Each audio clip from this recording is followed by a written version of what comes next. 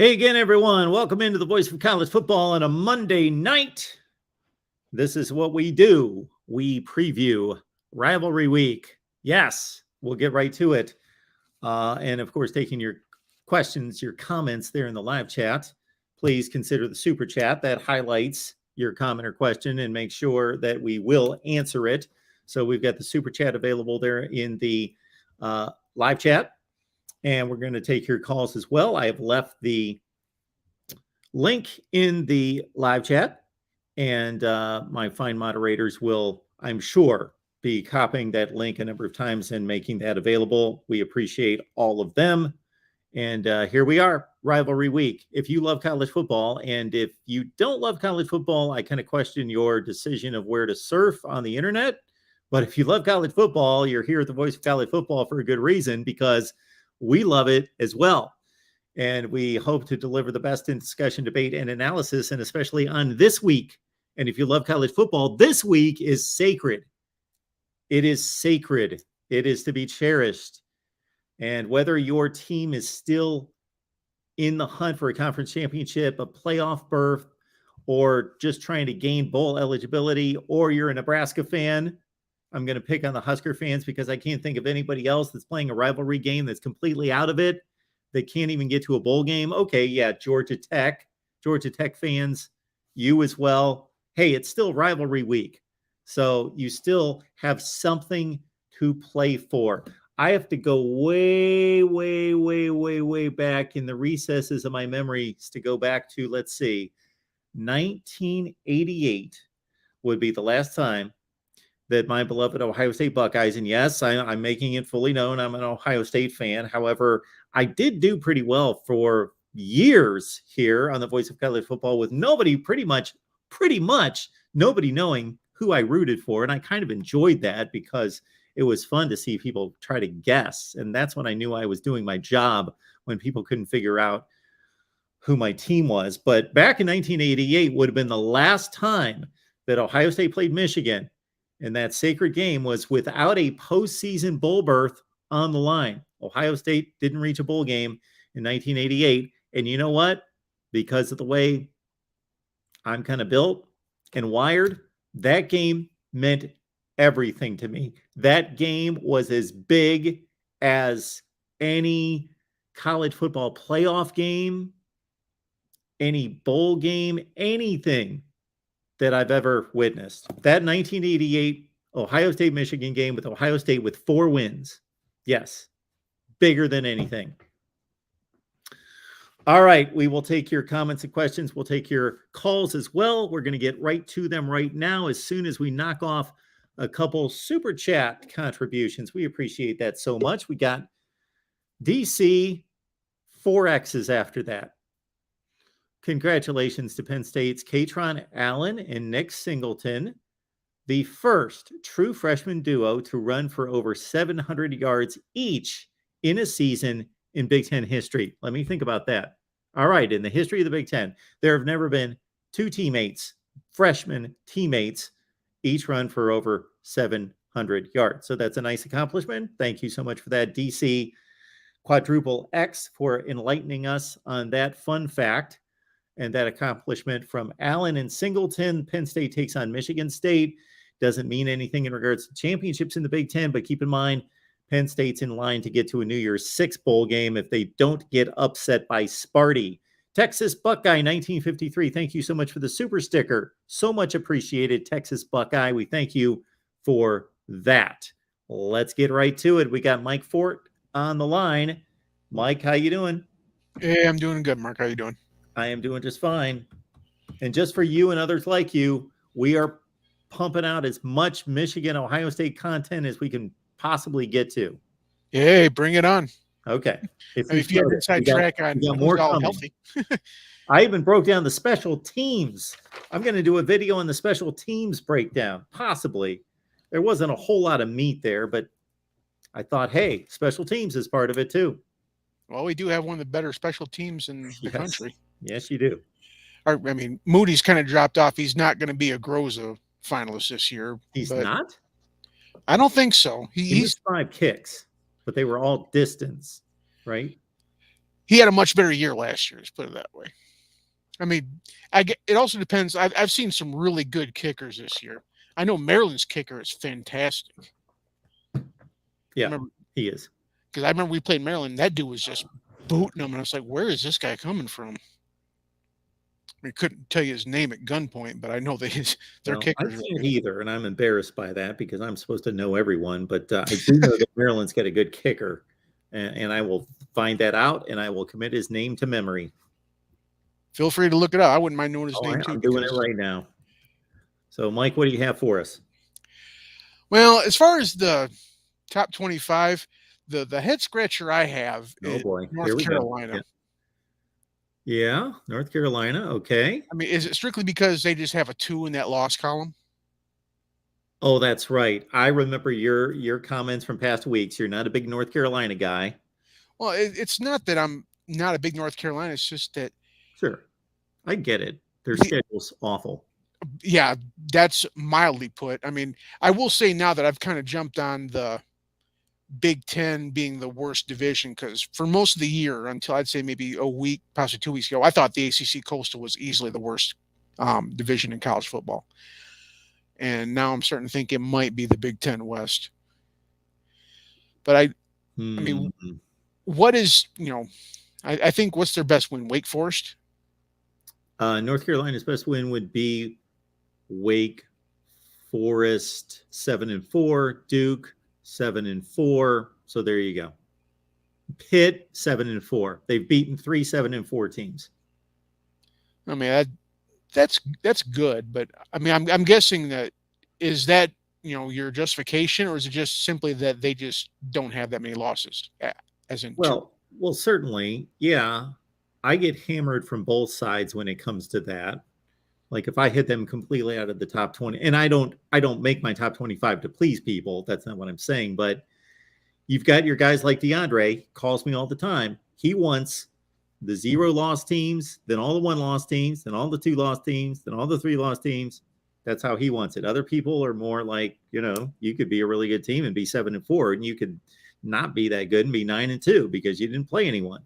So I tried to honor the wins and the losses, but yeah, they did lose to Georgia Tech, who's awful.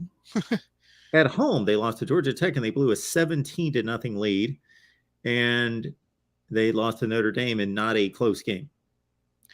And it seems like their offense is kind of coming back down to earth, because I thought at one point in time they were just going to hang 50 on everyone. So for them to put 17 up on Georgia Tech, that's embarrassing. Yeah, and to put up nothing against them after like the first quarter. Yeah, I think it was like 17-0, like midway through the second or something. Yeah. And this Georgia Tech team's in shambles. Jeff Collins got fired pretty quickly out of the gate. It was like week 4, week 5. Yeah, well, they've actually played better without him. That seems to happen a lot of times, but that's never permanent. I mean, Nebraska had a little bit of a resurgence with Mickey Joseph, but now they're kind of coming back down to earth as a pretty terrible team as well. So I mean, every team kind of gets that little mini surge right after their coach gets down. I believe in that, and I think you're correct on that. Most of the time, the Nebraska surge was kind of schedule aided. It was Indiana Rutgers aided, and then as soon as they played anybody with a pulse, they were back down to getting slaughtered every week. Yeah. Or just losing, I should say. And that's the reason why I have, Iowa's winning the Big Ten West, because I thought they were going to beat Minnesota anyways, but turns out they did, and then they got a home game against Nebraska that they should be able to handle that easily. So, and this is the same Iowa team that, both Michigan and Ohio State handled pretty good. Now, I will say this, Ohio State did get benefited from the fact that Spencer Petras just handed them the ball 6 times, and he did not look good against Iowa. Neither did their running backs. That was for as bad as Iowa's offense is, that was an aberration of a game, because for as bad as they are, they don't give the ball away. They just go 3 and out constantly. But they don't give it away typically. But against Ohio State, they did. Now the Buckeyes also took it away. It was a little bit of both, but yeah, when Iowa handed it to them, they handed it to them. Yeah, I mean, these weren't like, miraculous interception, one-handed dive in the dirt. I mean, he was literally just throwing it to the wrong jersey. Yes. And I don't think they would do that again, and I know they did play in Columbus, but even on a neutral field, ain't nobody taking Iowa over either Michigan or Ohio State. No. But that's probably what we're going to see. And so as of right now, I mean, our injury situation, we don't know because Harbaugh could have the secret formula for Coca-Cola and nobody would know it. Dave's a little bit less tight-lipped with this kind of thing. Now, is Myron Williams going to be 100%? 100%? Well, first of all, nobody's 100%, and certainly Myron Williams is not 100%. No. Is he going to be as healthy as he can possibly be? He's playing. I believe that he will be playing, but no, none of those guys in the Ohio State running back room, meaning their top two, those guys aren't going to be healthy until next year. Oh, I think so. Well, Dallin's going to be healthy, I'm sure. Yes. He was the find last week. He was the savior. And I jumped to conclusions to a certain extent. I just took a shot thinking before he got significant carries, this is not a good situation because this guy's too light and he's a freshman and there's sometimes ball security issues with freshmen. And number 3, pass protection. A light freshman running back picking up the blitz is not necessarily a good thing. Now, the third point may still be a viable point that he may not be the best guy in pass protection. I don't know that one way or the other. I can't think of any egregious misses that he had or anything like that, or that he was called upon to chip a linebacker or chip an end or hang in the middle of the line and, take a shot from a linebacker coming full steam. But he did carry the ball 27 times and he ran for tough yards against a decent defense. Yeah, I think he's already looking at, but I'll preface this way. I think TreVeyon Henderson is just not that good. I mean, I'm sorry. I just don't think he's that good. Myron Williams is a legitimate back. TreVeyon Henderson is not. I always say that, you can't play in a win because he might get blown down. It seems like any kind of even minute amount of contact, he goes down. Yeah, he does. He does. I'm not going to give up on him yet. He did gain like 1,300 yards and score like 20 touchdowns last year. So there's a lot of talent there, but he needs to toughen up. Yeah. Whether that's mentally tougher or he needs to hit the weights. Well, and we have enough speed on defense now that even if he tries to go east-west, he's going to get met. But I have no confidence in him at all trying to go north-south. That's where Mayan scares me. Yeah, he's not going to be a factor in this game. I don't think TreVeyon Henderson, and I say that partially because of the way he's playing and because of Dallin Hayden stepping up, number 2, and number 3, because I don't think he's that healthy. And that's another toughness portion of this. Some backs can be 80% and they're just going to gut it out and they're just going to be almost the same player and you wouldn't even be able to tell. We all have examples of great players throughout history in whatever sport, especially this one, where they suffered against tremendous injuries and still were able to gut it out and be just as good versus guys that just don't want to call them soft, but it's a sport where you can be soft. And TreVeyon Henderson is apparently a guy that if he gets nicked up a little bit, is just goes off the table. He's just not the same guy. Yeah, and we have the same way. I mean, I like Donovan Edwards, but he's not going to bust through tackles. He's more finesse. He's kind of like our Marshall Faulk almost. So we have, a guy that's kind of shies away from contact as well. Yeah. Well, Marshall Faulk would not be a bad one to have. Well, okay, a poor man's Marshall Faulk. I mean, if he was Marshall Faulk, there's no way he'd be on the bench behind Corum. And I guess the other concern is that I don't think you've played a front seven, and this includes Iowa, that's going to ball hawk you as much as we will. When you say ball hawk, what are you talking about? We're going to just pin our ears back and go after Oh, Stroud. okay. I mean, Yeah. Iowa's close. I mean, I Iowa would has agree that with that. linebacker, that Jack Campbell guy. He's really good, but we've got it from all angles coming at you. Yeah, Iowa has a really good defensive line, but their strength of their defense is in the back seven. The strength of the Penn State defense is the back seven. Yeah. So what I saw, the Iowa game convinced me that, and I say Stroud has a tendency to panic, because I saw a couple plays in Iowa where Stroud looked deer in headlights, and he did not have a good game, and it was because there was just too much pressure. A good game against who? He didn't have a good game against Iowa.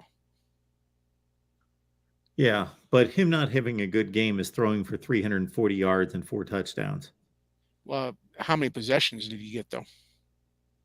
Well, he still threw for like 340 yards and 4 touchdowns. And it wasn't because you were running the ball a lot. I get your point. You're right, Mike. He didn't have a great game, but still, when it was all added up at the end, yeah, he had no support from a running game, and he still threw for 350, 340, and I know he threw 4 touchdown passes. Yeah. Well, I mean, Corum ended up running for like 130, 140, and I say he had a low game against Iowa. And I mean, you think a running back with 140 yards wouldn't have a down game, but that's what I've thought it to be. Yeah. So I'm just looking forward to this, and I'll go ahead and let you get some more callers in here. Thank you, Mike. Appreciate it. Thanks a lot. All right. Mike took exception to North Carolina at, I believe, 19 in the country. Then we've got folks who just make comments and they don't specify, and then they're just gone. Like Byron here, or Brian, I believe it is. I cannot believe how screwed up your rankings are, Mark. I honestly love this ranking system. It all works out in the end. I don't know what that means. Look at week 1 rankings versus now. Keep doing these rankings and upsetting fan bases. Okay.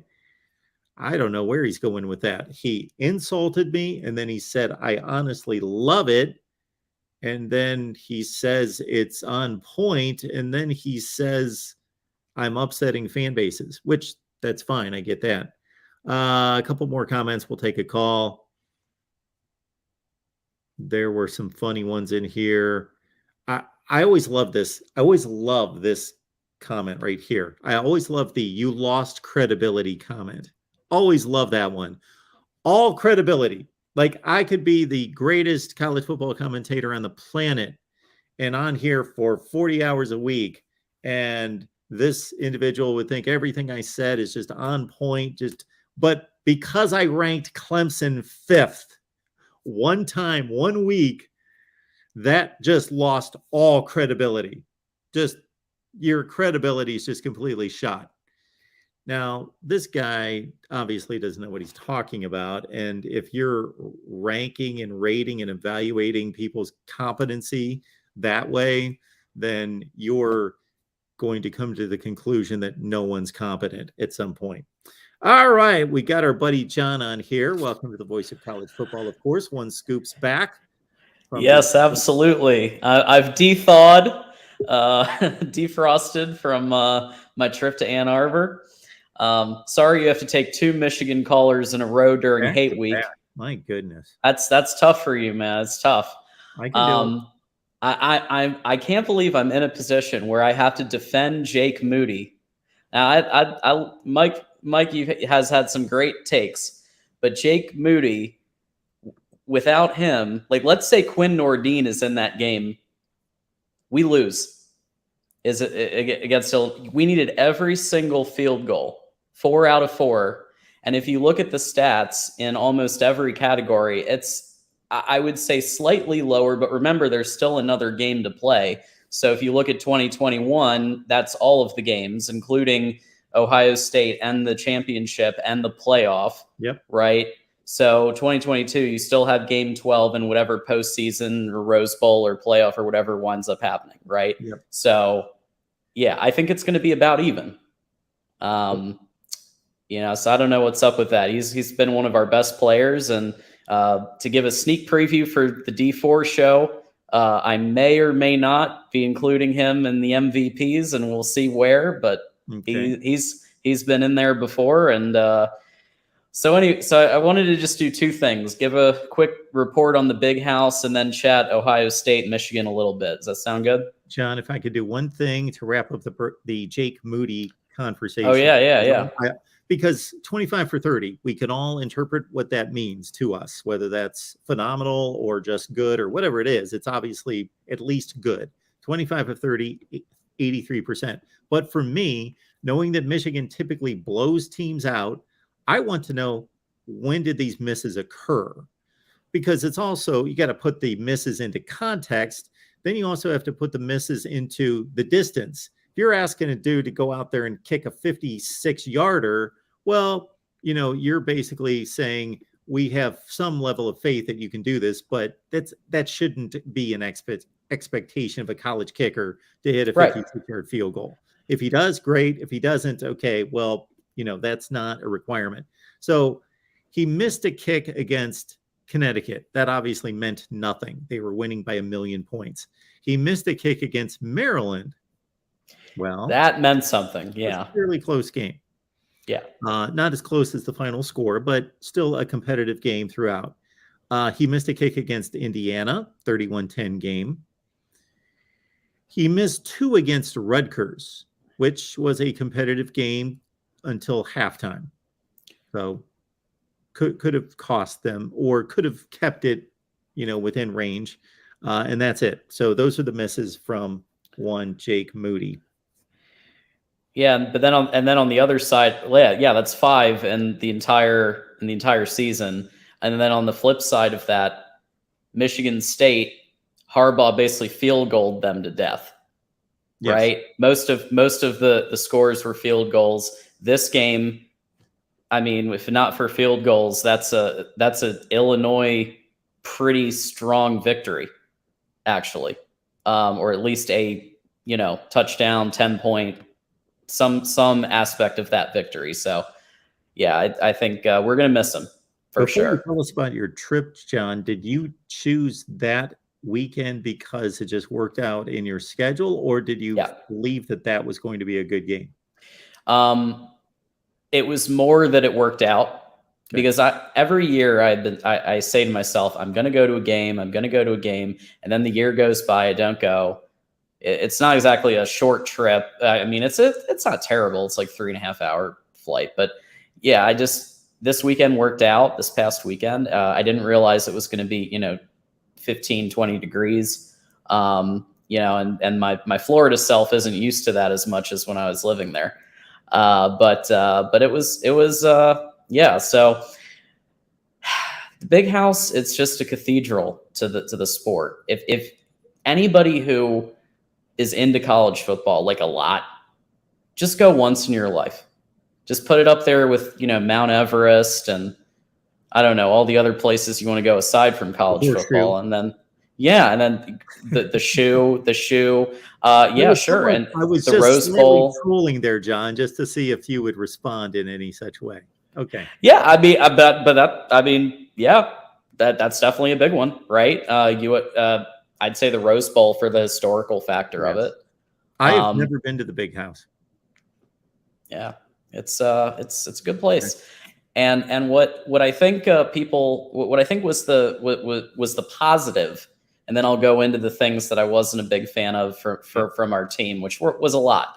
But the positive of it, obviously, the fan base, the energy, you become each other's best friends, right? You don't know any of these people in the stands, but everybody's high-fiving each other. It's a great atmosphere, and you kind of almost forget about the cold because everybody's in it together. You're all bundled pretty close, 100,000 people all dealing with this together, right? And rooting on their teams. So the energy's high. So that's a positive. Obviously, Jake Moody was a positive. And I actually think that JJ everybody's been giving him crap the last few weeks. And I understand that his completion percentage is down 20%, and that's not great. And I'm not debating that whatsoever.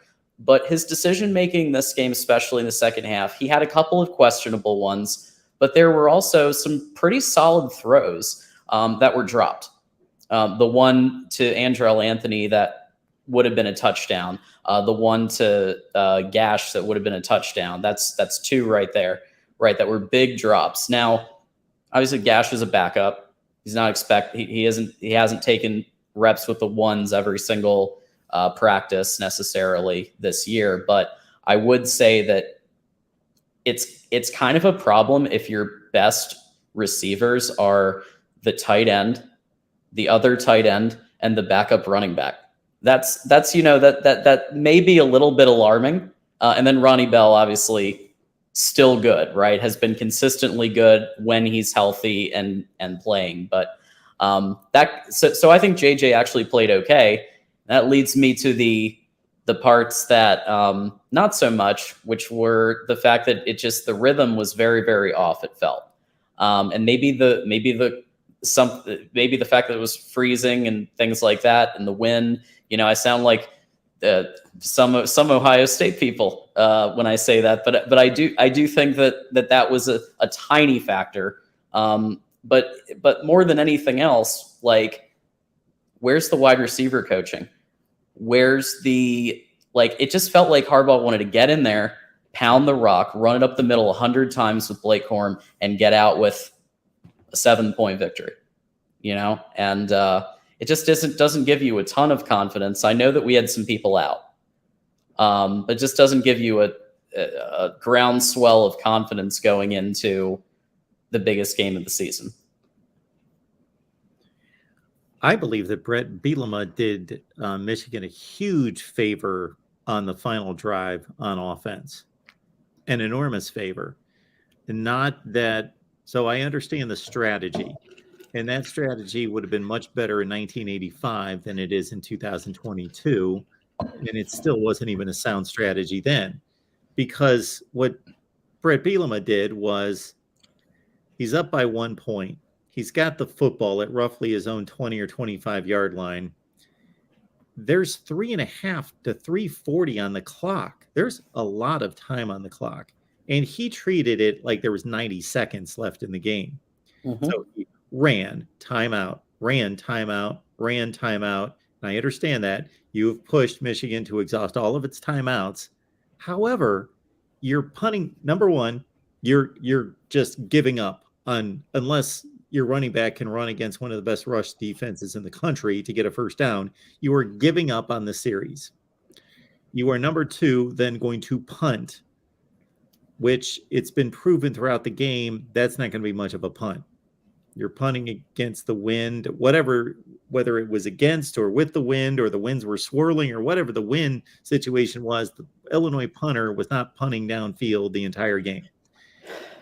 And you're handing the ball to Michigan at like the 45-yard line with plenty of time left in the game, like 2:40 on the clock. It was like Harbaugh versus Harbaugh a little bit, because that's almost like a decision he would have made in the past in various games to run it. Do the math in your head and figure. Right. There's at a point in the game where you can figure out, okay, I am giving up on. I am playing the defense to win the game. I am punting and not going to risk turning the ball over, not going to risk stopping the clock on a pass incompletion. And I am playing that whole game of, we're just giving it away. And we're going to leave you with as little timeouts and little time as possible. But you got to figure that in your head to be something that's reasonable. Like, yeah, we'll give it to you with 40 seconds left in the game. See if you can beat us. Not with, I just thought that was insane. Yeah. Okay. So I understand the instinct to give it to your best player. I get that instinct, but there are ways to utilize Chase Brown. If that's what you want to do, well, look at what Michigan has done with Donovan Edwards when when they needed to get more yardage than like 1 or 2, and they put him as a wide receiver. There are things that they could have done schematically if they wanted to use him at that moment in the game, right? I just don't know if it was the right decision to just, basically you're putting it in the hands of the defense and hoping that you don't get that field goal. You don't let them get that field goal. There is plenty of time left in the game. It's like basically saying, I trust my defense just to get a regular stop in the middle of the game, because the clock was not a factor. I just did not agree with that. I understood what he was trying to do, but he just tried to do it too early in the game. He wasn't in that situation. Well, especially when for the first couple of quarters, Illinois was playing well. DeVito made some really good throws, medium range throws, even I think a couple of deeper shots. And we were having trouble defending it. And they go from that to, okay, let's just get it. It was weird. It went from, okay, Brett wants to win this game, and he's calling like that first half, their play calling was pretty strong. And then I agree. He kind of gave us the game. And it's not just a situation where, of course, if you're Illinois to go to the Big House and win that game and upset Michigan, that's a great win. If you're 4-7 Illinois, but you're not 4-7, you are basically handing the Big Ten championship game in the division to Iowa. Yep. Because you have to win this game, because you just blew 2 games. You got to win this one, pull off a major upset. So I just didn't get it. And I think Brett Bielema is doing an outstanding job at Illinois, but I just didn't agree with his game management at the end.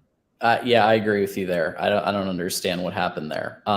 But listen, I am glad that we played them with Chase Brown, because we needed a test before the big game. I think we needed to really get punched in the mouth a couple of times, and basically like JJ and the tight ends and like they had, like, Blake Corum got taken out of the game. So your best impact player by far is gone.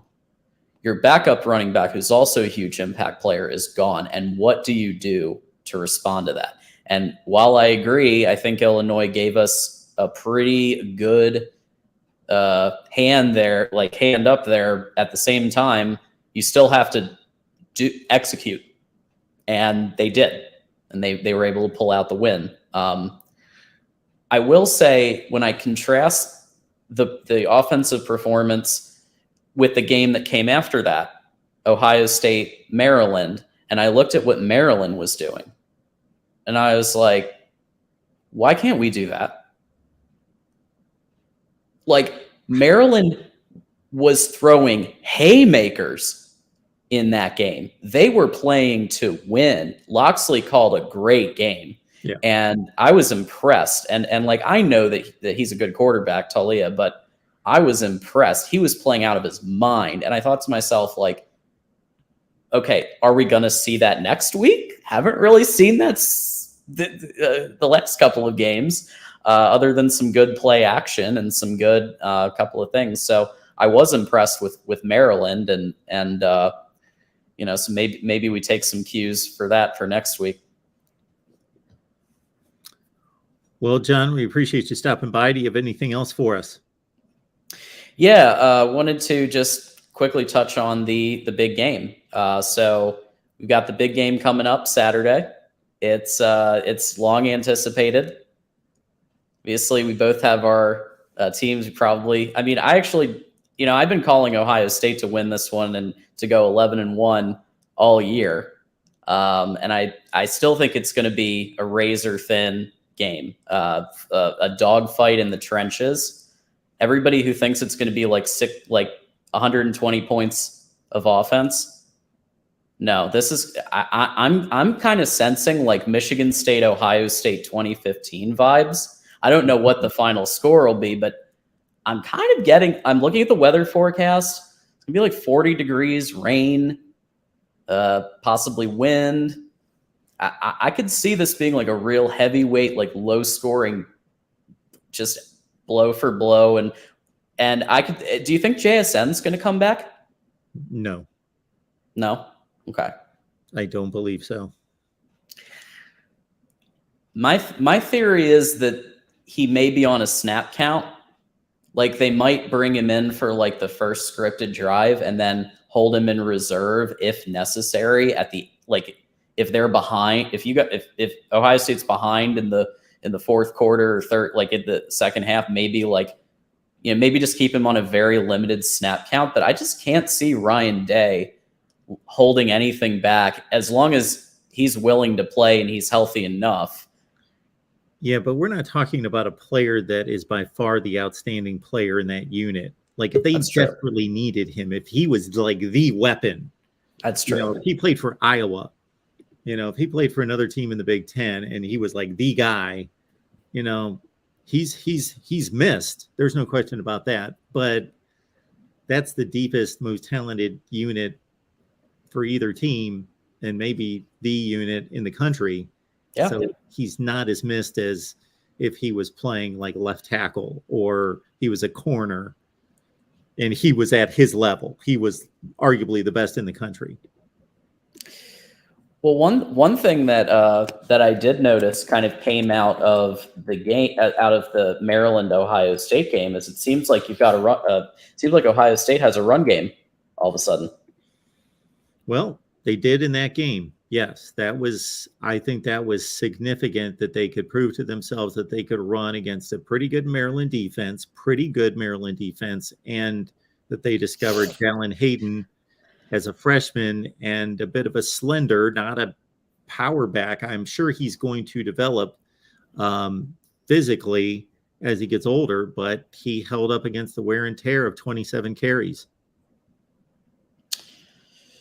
Yep. So I agree with you though. I mean, the wide receiver core is extremely deep. And if Corum and Edwards come back for Michigan, then you've got a really solid wide receiver core going up against a really solid running back room. And that could be, you know, it's going to come down to can Knowles stop the run? He was brought in. I think you even mentioned that you or Steve mentioned it on the video earlier with your video talking about this stuff, where it was like Knowles was brought in for this game coming up. He was brought in to stop the run and stack the box. So I think it'll just come down to, can he do that? And if the answer is yes, then Ohio State wins the game. If the answer is no and Corum and Edwards are going for another 300, 400 yards like Penn State, then we could squeak it out. If I'm a defensive coordinator, and in no way should I be one, but I've got my plan A and I got my plan B and I got like a plan C, and then there's all sorts of nuances that are involved. It's not that simple. But my plan A against Michigan is I'm going to put my corners on islands and I'm going to sell out against the run. What is the very worst thing that can happen is we get hit for a 70-yard touchdown pass, and then I say, okay, how did they hit us for a 70-yard touchdown pass? And if it was as bad as maybe just this corner can't get it done against this receiver, then I manipulate it and adjust from there. But if we're sitting in the second quarter and we've gone through 4 series and our plan's working and we got our corners on islands and JJ's missed 3 or 4 throws downfield, then hey, I'm staying with this until I get burned. Yeah, it's I agree. I think you stack 9 or 10 in the box, you load it, force JJ to throw the ball deep. And make him do it. And maybe he does. I mean, I forget, I think it was Indiana. They tried that, and JJ did have a 304-yard passing game, which for him is high, right? Because we don't really use the quarterback much. We're very run heavy. The game was also 10-10 at halftime. That's true. That's true. Indiana gave us everything that they had, and they've been very shaky at best this year, but they've had moments, and that first half for them was a moment. Go to the old adage of taking the best player out of the game. Yeah. Yep. So I think it's going to be a real, like I said, dogfight, just real tough, low scoring, and in the shoe. And we'll just have to. I'm sure everybody is going to be frequently checking out weather.com. I'm sure that their Google Analytics is off the charts for Columbus and Ann Arbor the last week or so. All right, John. Appreciate you being here, man. Absolutely, as always. And everyone, don't forget to like, subscribe, and join the Patreon. If you like what you see, if you like what we did last night, everybody did a great job. I feel bad I couldn't be there on video, but I was in chat from the plane. If you like that stuff, then join the Patreon. It's $5. You get to hang out with us. You get to have watch parties. You get to do you get to see the betting guide every week. And even you stop by from time to time. So, it's always a good time. Thank you so much, John. We will talk to you soon. Thanks a lot. Texas Buckeye 1953. Thank you so much for the super sticker contribution. We appreciate that so much. We got LBC Trojan. Oh boy, here we go. Tennessee lost by 25 to the other USC with the other Oklahoma quarterback. Thank you, Rick. Appreciate your contribution there. And yes, Tennessee did lose that game. I have become the Tennessee apologist, I guess, over the last 2 days. All right. Is this going to be strictly an Ohio State Michigan show? We shall see. Maybe we can talk about some other rivalries. Let's talk about, I don't know, Arizona State. Are they playing this weekend? They should be. Sure. The Territorial Cup. Let's get a breakdown on that one. All right. The real MVPs here. What's going on, man? Mark, I want to thank you for your rankings, Mark. Thank you for your top 25. That actually makes sense. And thank you for not overreacting to Tennessee versus South Carolina.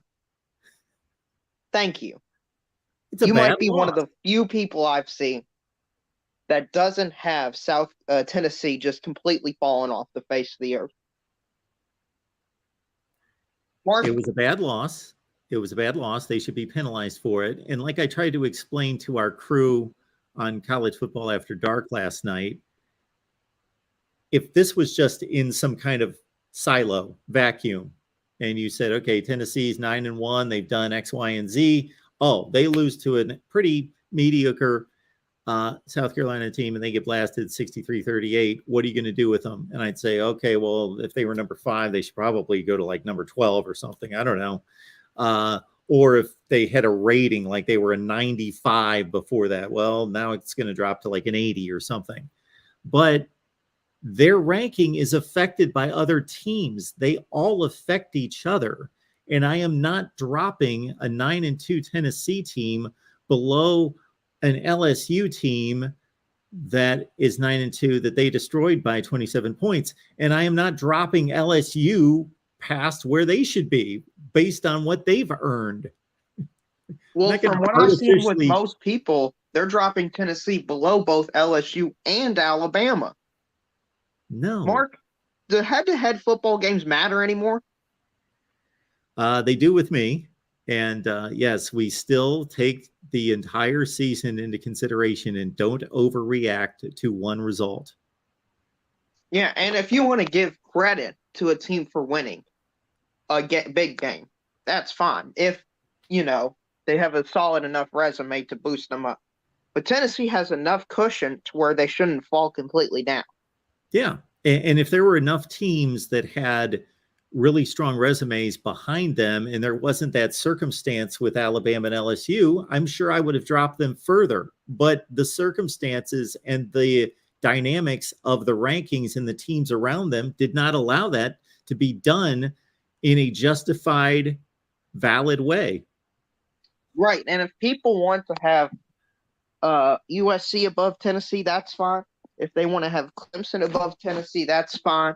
I think currently Tennessee should be the best two-loss team in the country by rankings.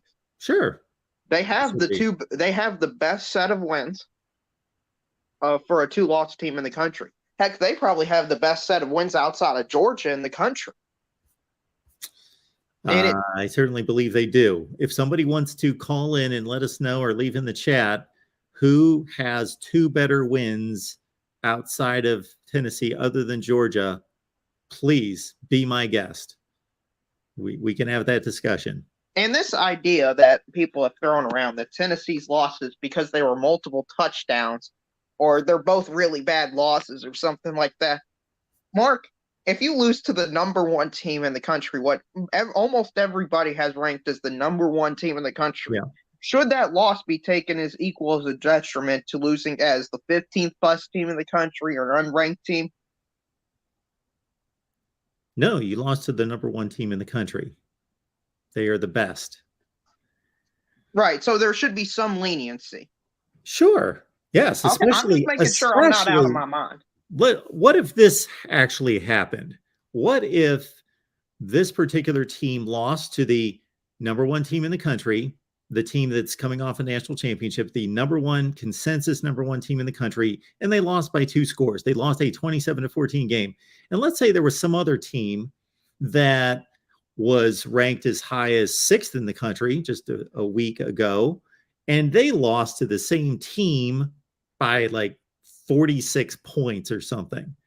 Imagine if that happened. Yeah, I know. If only we could imagine that, Mark. That would be just an incredible scenario. And some people would think that 46-point team had a better shot to make the playoffs than the other team, which is a whole different can of worms. But something else I want to dive into was not only was Tennessee being pushed down, but also South Carolina was pushed down. South Carolina is a quality football team, right, Mark? By my standards, yes. What I consider to be quality football teams. I know that's kind of a vague term that different people have different.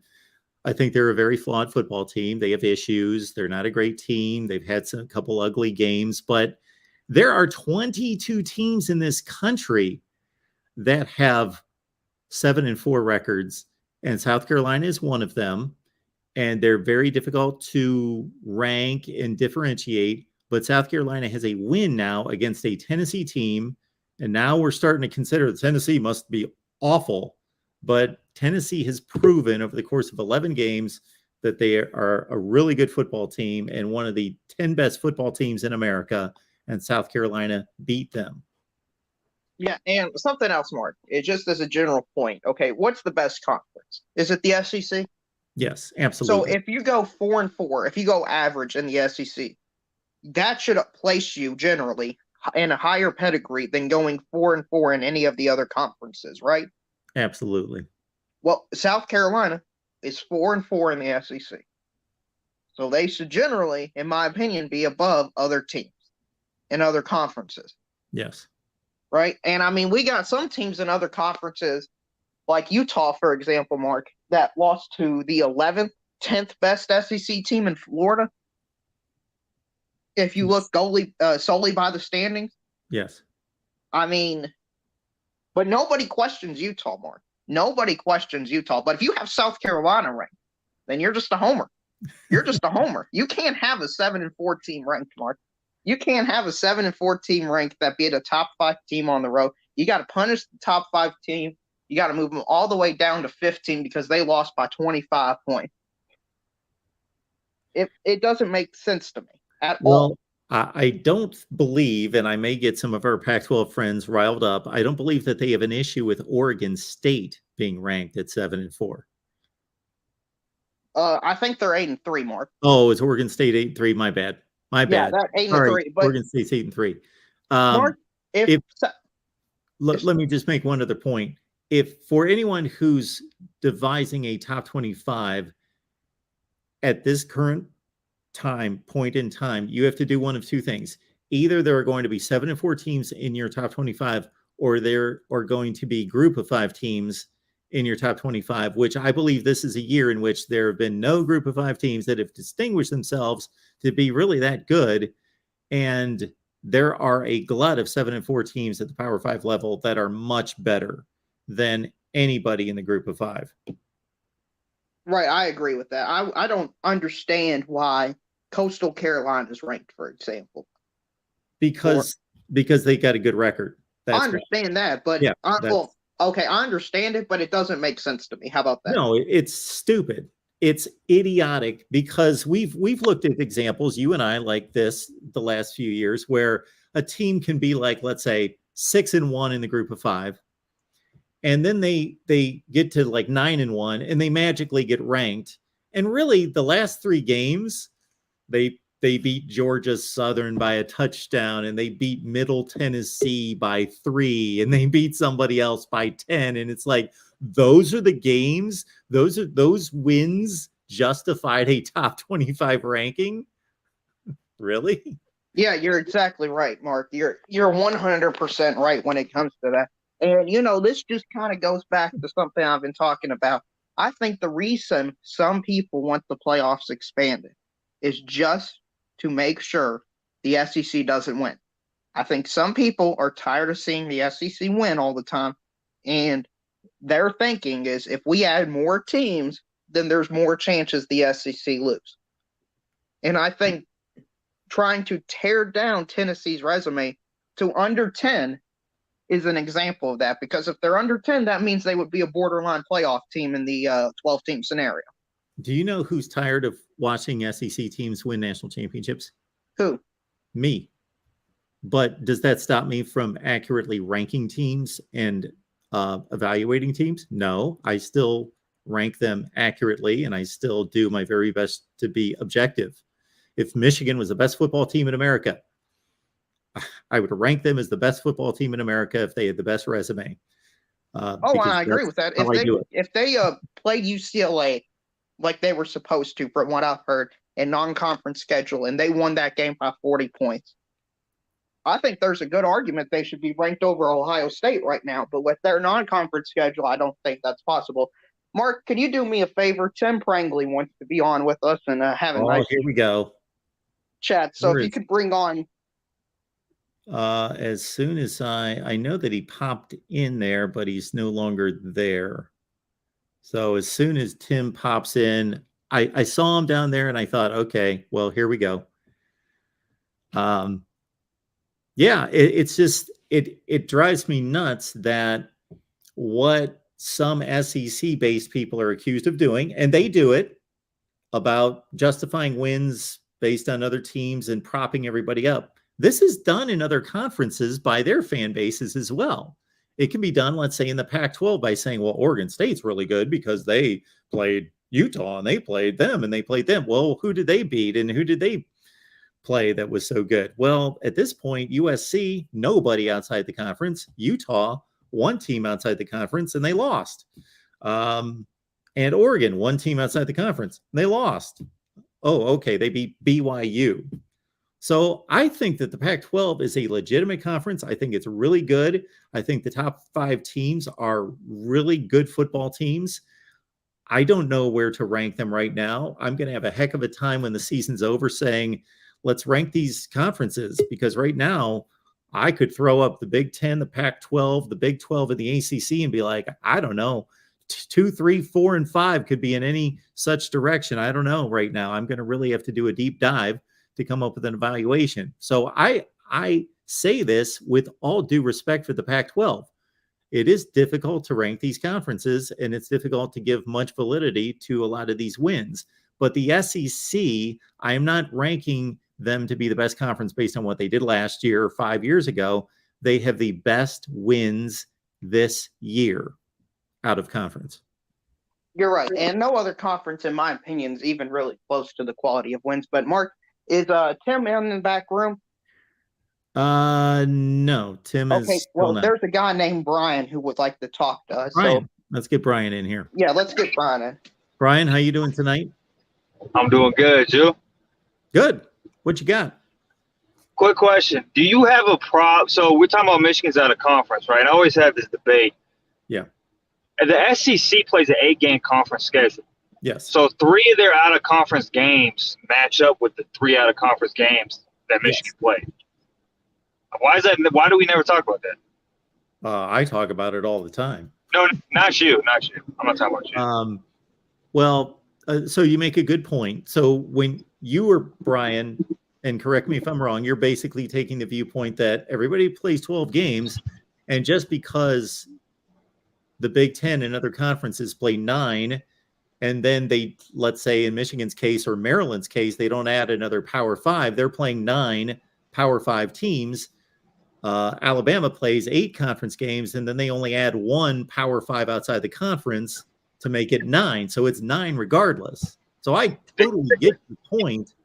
The only issue that I have with it is we have so much difficulty trying to evaluate these teams, and more so these conferences against the other conferences, is that I want to see them play. We know what Michigan can do against Iowa and Maryland and et cetera.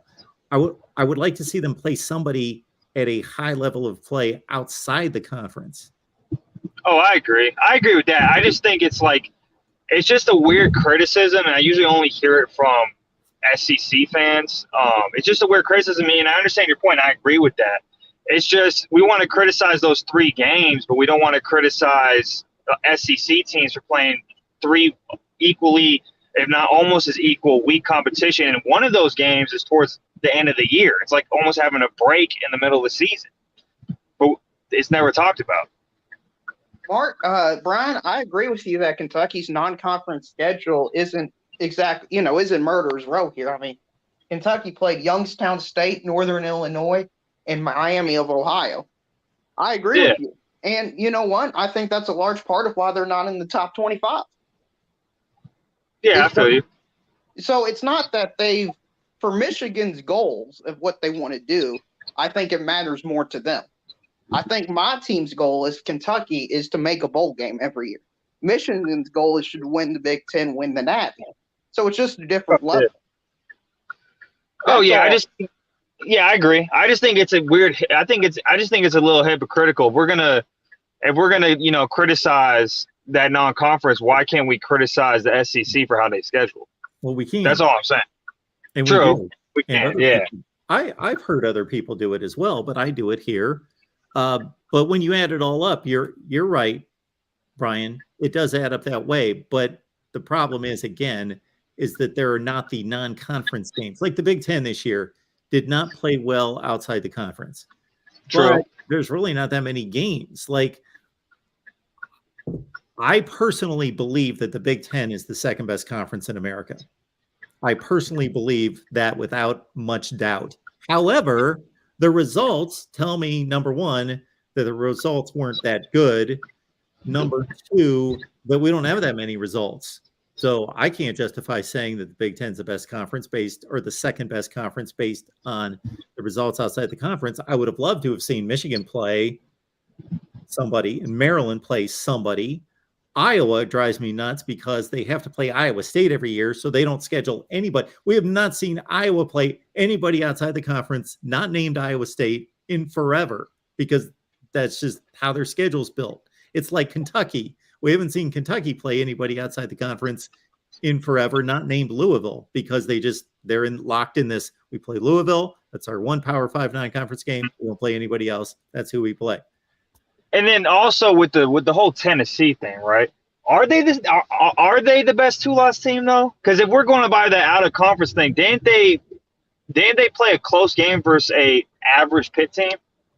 An average Pitt team, yeah, just like other teams did, just like North Carolina played Pitt. Because I would make the argument. I mean, I think Oregon's right there with them as a 2-loss team. Okay, who is Oregon beaten that ranks with who Tennessee is beaten? True. I would say that, but they don't have as bad of a loss either. They don't? No, they haven't been blown out by bad. I mean, they lost to Washington, and we could argue they lost on, what was it, by 3 points? But they haven't been absolutely slaughtered by a 4-loss team like the Gamecocks. No, not by a 4-loss team. They got absolutely slaughtered. And again, it's Georgia, though. I mean, so did Tennessee. Georgia. I'm not comparing Georgia and South Carolina by any stretch of the imagination. But let's also understand that you got to watch some of the game. So I watched Tennessee and South Carolina, and sure, they look like garbage. They lost, they got killed, all that stuff. But I also watched Clemson and Notre Dame play. Like, Clemson was we had this conversation last night. Clemson was brought into it as some kind of comparison against Tennessee and those two losses. Well, Tennessee went into the second half in a 35-24 game. They extended that game into the third quarter, and it was still up for grabs. I'm pretty sure it was a one-possession game in the Clemson third quarter. 28-0. Like, the game was over. See ya. You're done. Out. You know. Yeah, I get what you're saying. I do. So I mean, it wasn't until like late third quarter that it was like, okay, this is getting out of hand. Tennessee's done. They're getting killed now. They didn't get killed, and like they lost 63-35. It wasn't 28-0 in the first quarter. yeah, no, I get what you're saying, but I guess where I'm coming from, this Tennessee team reminds me of, they have like an Ohio State-esque offense, but they have like the defense that Ohio State had last year, but actually even worse than that. I would say their defense is actually even worse than that. I mean, that defense is, I mean, they gave up 49 to Alabama. They gave up what they gave up this past weekend. They gave up, 40 to Pitt. They gave up, I mean, so 17. when I look at, they give up 17 points to Pitt. oh, they gave up 17 points to Pitt. Who did they, I thought they played a team that they gave up another 40-point game to. Maybe I'm thinking something else. They gave But them anyway, 49 to Bama. maybe that was the game. But the point with that is, like Oregon, for example, right? They had that crushing first game against Georgia, Yes. and then they obviously lost to Washington. But other than that close loss to Washington, I mean, they were pretty dominant for most of the year. Who? I get what you're saying. I do. The best team that they've beaten is maybe, well, it's definitely UCLA. UCLA. Yeah, It's the best team that they've beaten, and I think UCLA is a really good team. I think they're one of the top 15 teams in America. But other than that, like I was given Oregon, like I got a little bit caught up in the whole Oregon thing that they're on a roll and they're amazing and everything. And then it dawned on me at one point, I'm like, okay, they beat UCLA. Who's their second best win? Oh, it's Washington State. And they were like 5-4 at the time. And I was like, okay, they're on a roll. They're beating Colorado and they're beating Stanford and Cal. Okay. No, that's a good point. I mean, Tennessee has the LSU win, which is actually, to me, probably their most impressive win out of everything, just because of the way they won that game. But, I mean, even Bama's a good team, don't get me wrong. But you can't watch that team and be like, wow, they've dropped off from what they were. Well, it's not a vintage Bama team, but I don't think anybody here that's listening to us right now would not give Bama a chance if they had to play anybody in the country next Saturday. Like if they had to play Michigan or they had to play TCU or they had to play USC, it would be like, well, Bama's going to get killed. No, I think we would all take that pretty seriously. No, that's true. Bama's had, 4 one-possession games, and they're 2-2? They're 50-50 in them? I mean, isn't that what they're supposed to be? In one-possession game? I don't understand that. And is Bama as good as other Bama teams? No. No. But that's not the standard. No. They're one of the 10 best teams in America. Oh, yeah, no doubt. Darrell, let me ask you this. So let's say Michigan beats Ohio State by 7 points. I'm not saying it's going to happen. This is a hypothetical scenario. Do you think 2 Big Ten teams should get in? I think it is pretty likely 2 Big Ten teams making in this year. I think whoever loses will play Georgia, and I think USC and the winner is going to play as the 3-2 matchup. I could see them leaving Michigan out if Michigan lost. Oh, I could see that too. And that goes back to the non-conference schedule I was talking about. Because, that's going to be the thing people are going to point to. And all the committee has to do is, look at their non-conference schedule. But I have almost no doubt that they put Ohio State in. I really don't. I think they're in regardless at this point. I mean, TCU should get, it's just, I mean, TCU is going to get in for sure if they win out. I mean, if they don't, I think that's kind of tragic. But back to, and then also, are you not in favor of playoff expansion? No, I do not like playoff expansion. I think it's a bad idea, but I've accepted it. You don't think teams should have an opportunity. Like every conference should have opportunity. Whether because if the SEC really is the best, it shouldn't matter, right? I don't think under this playoff structure that's proposed, I think there are a lot of flaws with it. If you want to seed the top 12 teams, that's fine with me, but that's not what it's going to do. You're going to have TCU go up against Ohio State as a 4-5 matchup, for example. And I don't think that would be a competitive game. Tennessee would have to play Clemson probably. So yeah, but my concern, you don't go ahead. DeReal has done a really good job. I will say that I disagree with DeReal MVP. I'm for playoff expansion for the first and foremost reason that I want representation across the country. But I will say that he does a heck of a job explaining and outlining how there are going to be mismatches and how it's going to be a bit counterproductive in certain ways. True, but if we don't do that, then you're not rewarding the conference champ. If you do it the other way, then you're not going to be there. What's the point of winning your conference?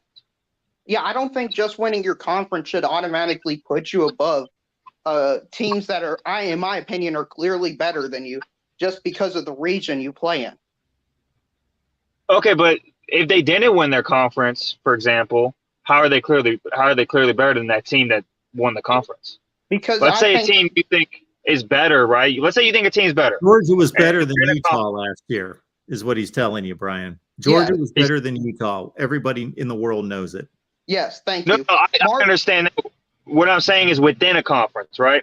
Let's say there's a team within a conference that didn't win the conference, but you think they're better, right? But the team that won the conference had to beat that team to get there, or obviously had to beat that team to get there. Shouldn't they be rewarded for that?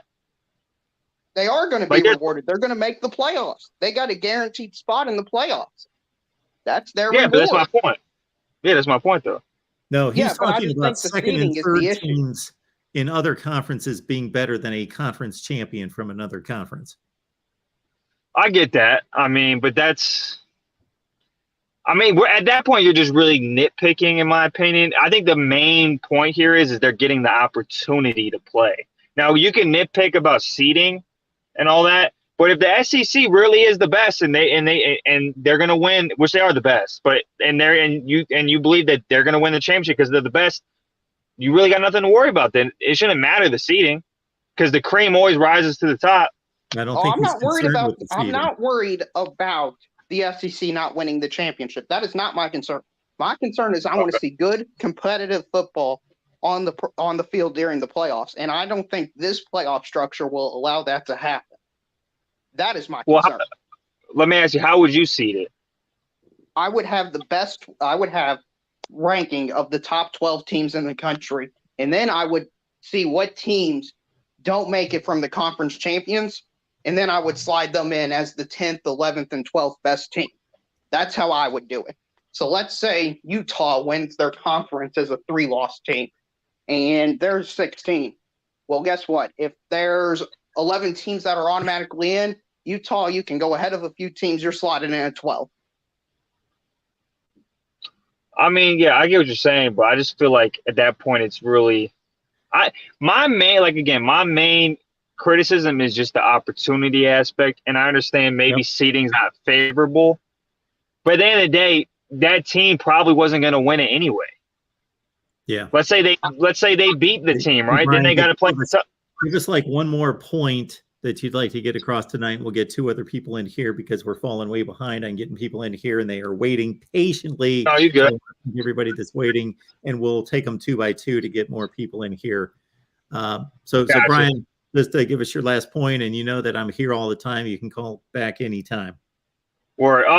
My last point is go blue, man. I hope we can pull it off this weekend, even if we don't got quorum. So enjoy your night. Thanks, Brian. Thanks, DeReal. Mark, wait. Yeah. Tim and Rick both want to talk to me. All right. So if you want to bring both of them in, we can do 2 of them. There we go. We got Tim. I don't see Rick.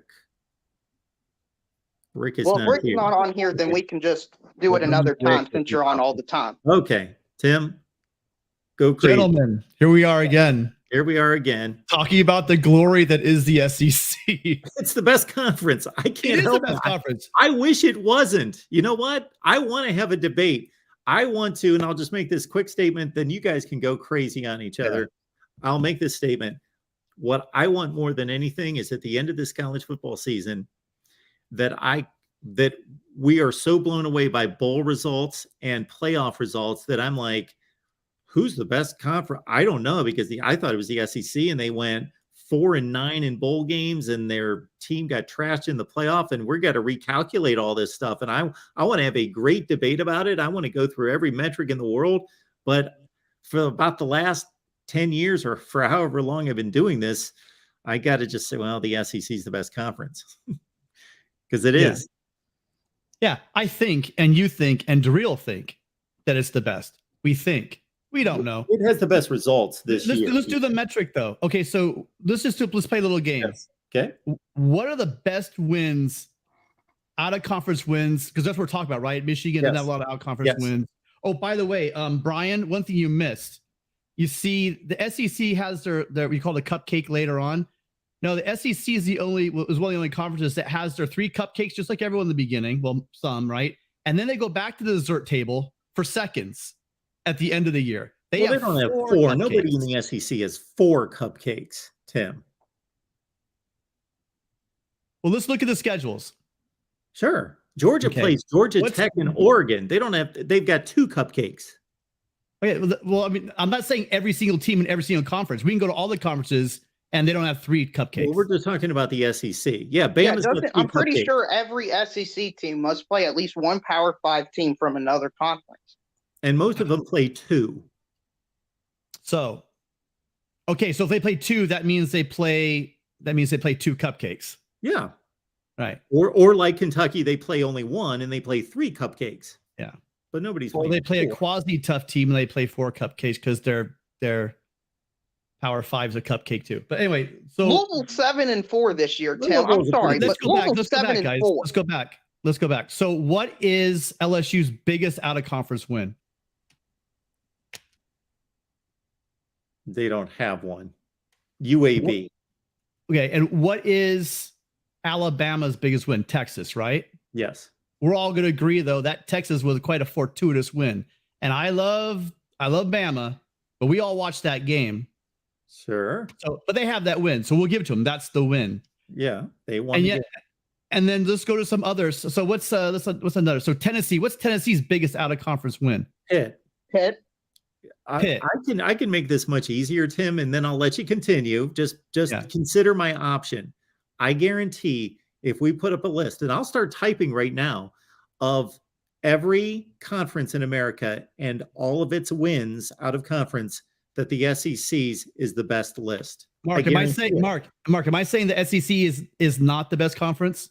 No, you're not. Have you ever heard me say the SEC is not the best conference? I have not. No. Okay, here's my point I'm trying to make.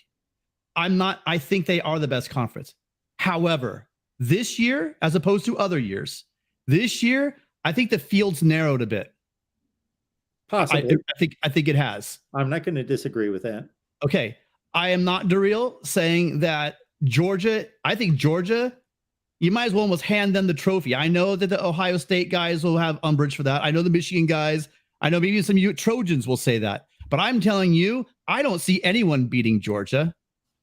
But even Georgia's been tested, but I still think that they're probably going to win the national championship. Nor am I going to sit here and say that I think that the Pac-12 is the best. I'm not going anywhere near all that stuff. What I'm trying to say is Tennessee. Let's go back to Tennessee. They have 2 pretty good wins because their wins are over two lost teams. Pretty good? Pretty good. Yeah, that's my point. LSU lost to Tennessee by how many points? Okay. Tim, can I say one thing and then you continue your point? Yeah. Like on the surface, I can understand where you're coming from with that statement. Yeah. Because I do that all the time when I rank teams. I'm like, they've only beaten them, and then. But you start going through every team in the country, it is hard to find good wins for anybody. Agreed. But you know what's easy to find, Mark? Really bad losses. I agree. It's hard to find really good wins because we don't know. But you know what we can do? we could look at a team that lost to South Carolina by 25 points and lost to Georgia by 2 touchdowns and say, that's questionable, can't we? Yeah. Yeah, can we look at can teams evaluate that as a Florida. negative against Tennessee. And guys, that's all I'm doing. Yeah, but you're putting them below the top 10. I'm saying that it's questionable that they're in the top 10. Yeah. Tim, Especially now without Hendon Hooker. Without Hendon Hooker, they're definitely not. They're definitely not top 10. You had no issue when Utah was in the top 10 with a loss to Florida. You had no issue with that.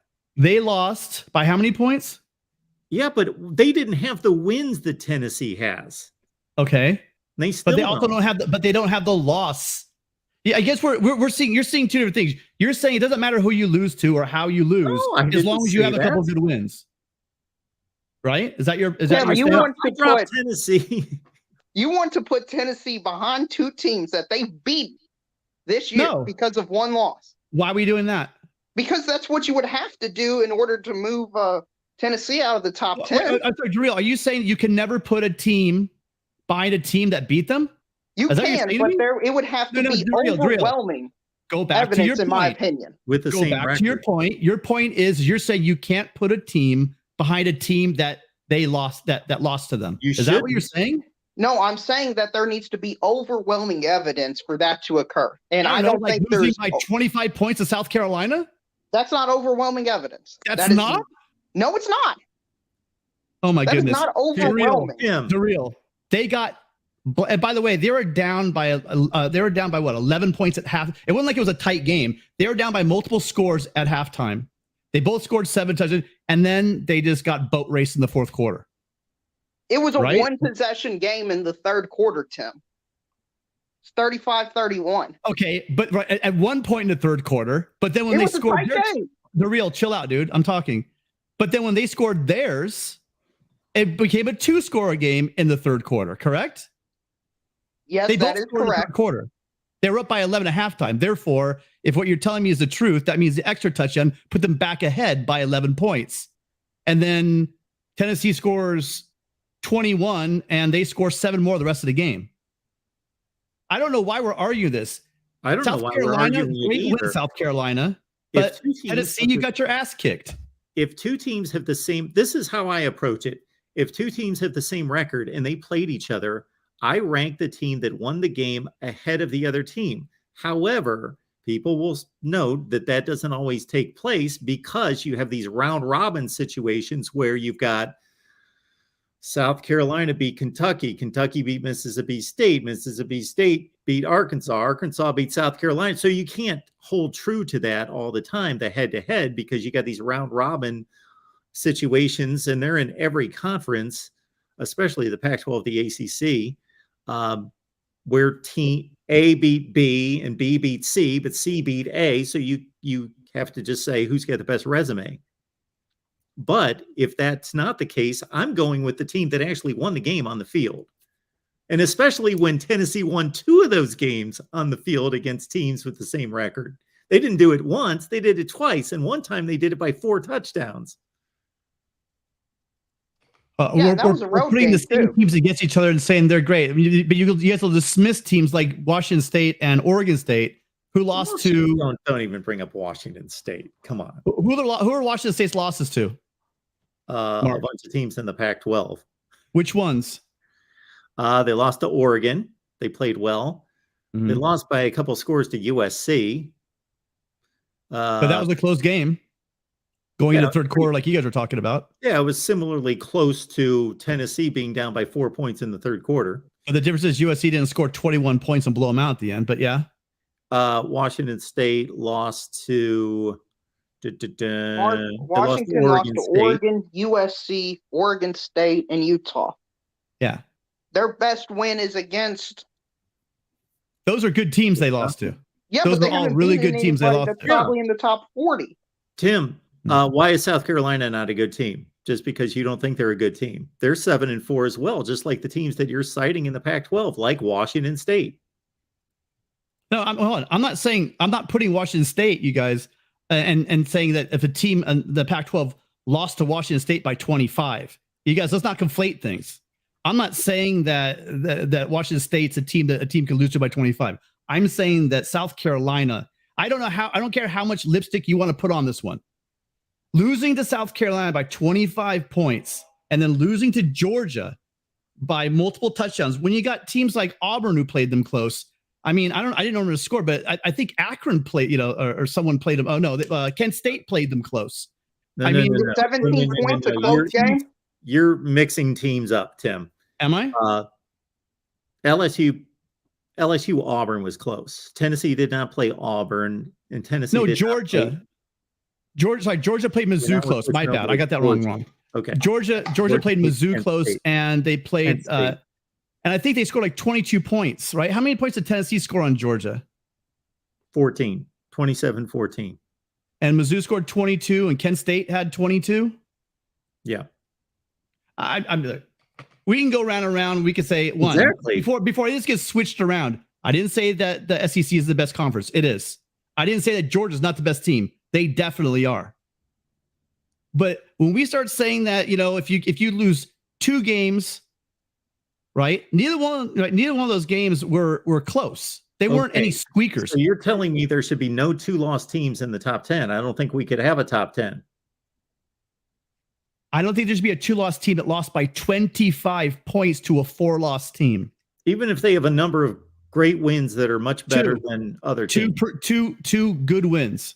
So Tim, 2 good wins. So Tim, let me ask you this: if a 25-point loss against an unranked team automatically disqualifies you, what is a 46-point loss to a top 5 team do to you? Should they have been ranked in the top 10? You're talking through both sides of your mouth, because just earlier in this phone call, you said the fact that against Georgia it shouldn't count. Didn't you say that? Yeah, I agree. I agree against Georgia it shouldn't count, but you're saying Georgia it should count. Should it or should it not count? I don't think it should, but you're saying it should. I think it should count. What's your point then? It should nearly count as much as losing to absolutely should count. Kansas State. So losing by a couple of scores should count. It shouldn't count nearly as much as losing to an average team. You guys want to tell me that these teams are so good that a team could be in the top 10 by losing to 2 teams by multiple touchdowns, especially one of those teams being where will we put South Carolina? Where will we rank them in the top 20, 40, 60? Mark has them at 22. Yeah, Mark has them at 22. They're a good team, Tim. I'm sorry. What are South Carolina's big wins? They beat Tennessee by 25 They points. beat Kentucky. That's the team. Kentucky. Okay, yeah. Anyway, what else? Who else they beat? So they beat Oregon State. Great. They've got a better win than anybody in the Pac-12 has. Why? Because you said Tennessee's better. They've proven to be better. Oh my goodness. Okay. Well, we're going back to where it's all about who we think the best teams your original statement was the SEC is the best conference. Yeah. So anything that we go in a round robin about in the SEC versus you going in a round robin about in the Pac-12 has more validity in the SEC because it is a better conference with better wins than any conference in America. Over marginally, Texas, over Oregon, over Utah, over Cincinnati, over BYU, over who else can we name that the SEC beat? They've got the best line of wins of any conference in America. They just do. Out of conference. And the Pac-12 is defeated Michigan State, Wisconsin, Notre Dame. They can only beat the teams they can play, Mark. Do you know what I mean? We don't know those. Absolutely. One thing if they were able to play the same teams, but they aren't. So to say, let's say that Georgia didn't play anybody this year in the preseason. Let's say that Georgia played just a bunch of cupcakes. Would that mean they're not the best team in the country? If you change their schedule up, there could be an argument Ohio State should be ahead of them. We have to evaluate them differently. Yeah. So if they played 4 cupcakes, we'd be sitting here talking about the fact that Georgia is not the best team in the country. We don't know for sure. It'd be a debate between them and Ohio State, right, Mark? I got news for everybody. We don't know for sure any of this stuff. It's all conjecture. And the point that we go round and round about the fact that these teams, based on the data we have. The data we have is it exactly.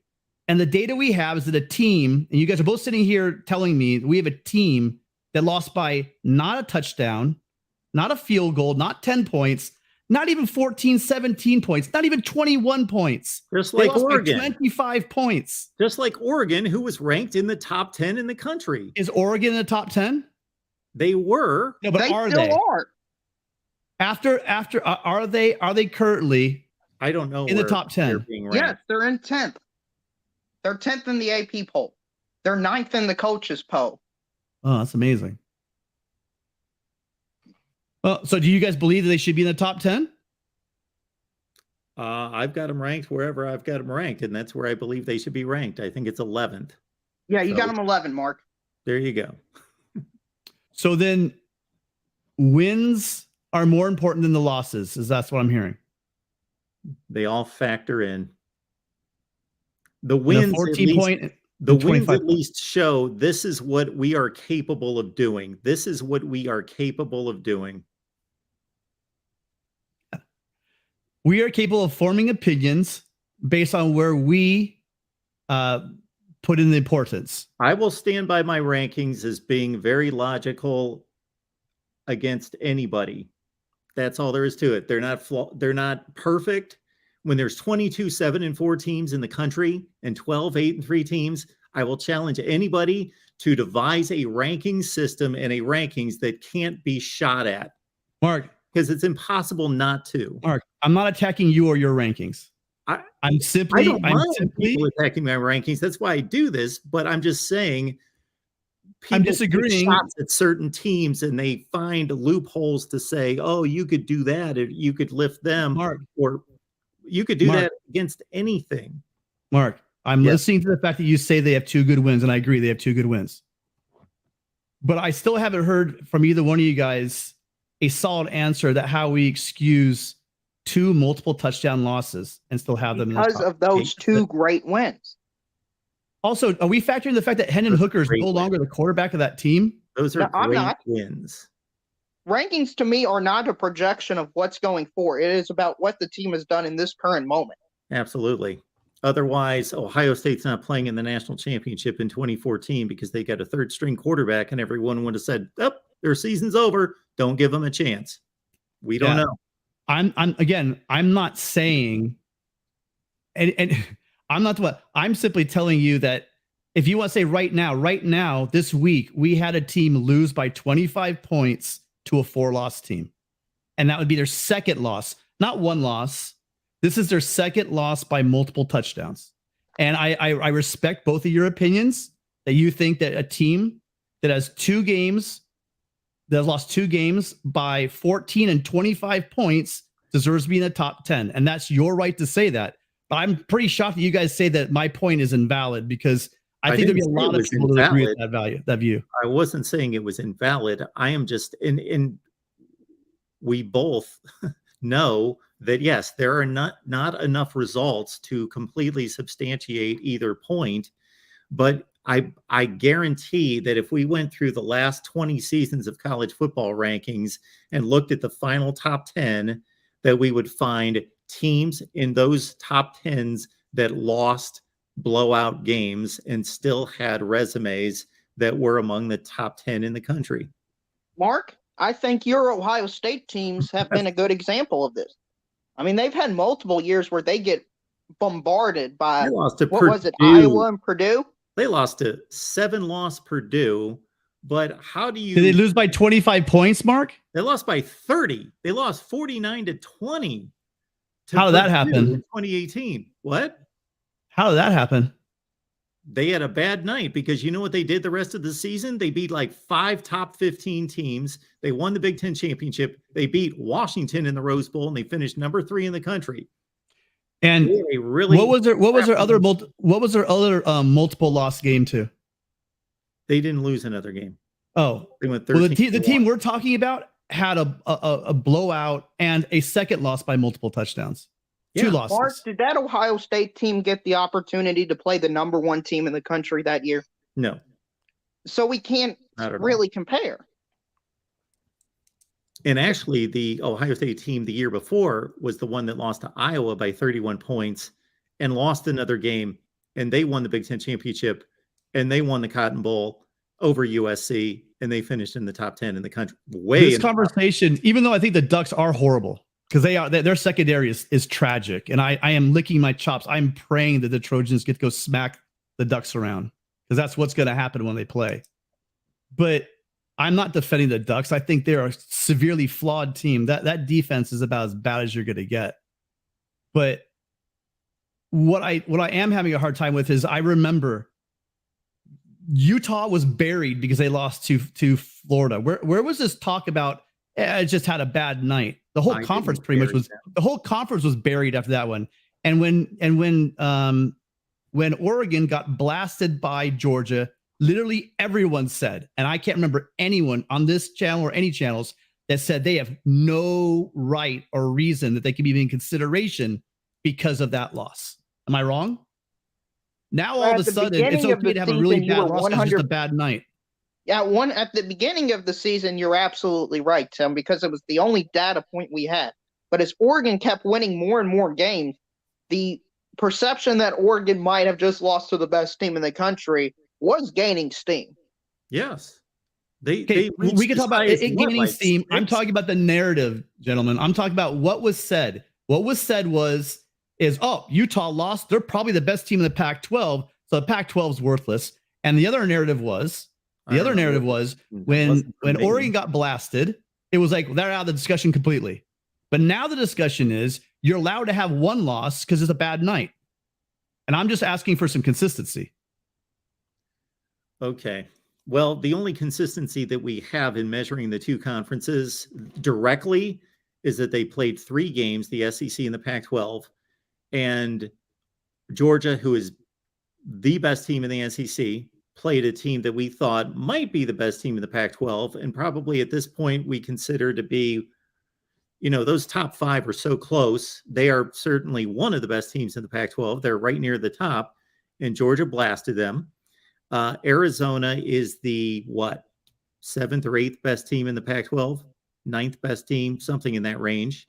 And they played Mississippi State, who is where are we going to reel on Mississippi State? The 9th or 10th best team, and Mississippi State beat them by 3 scores.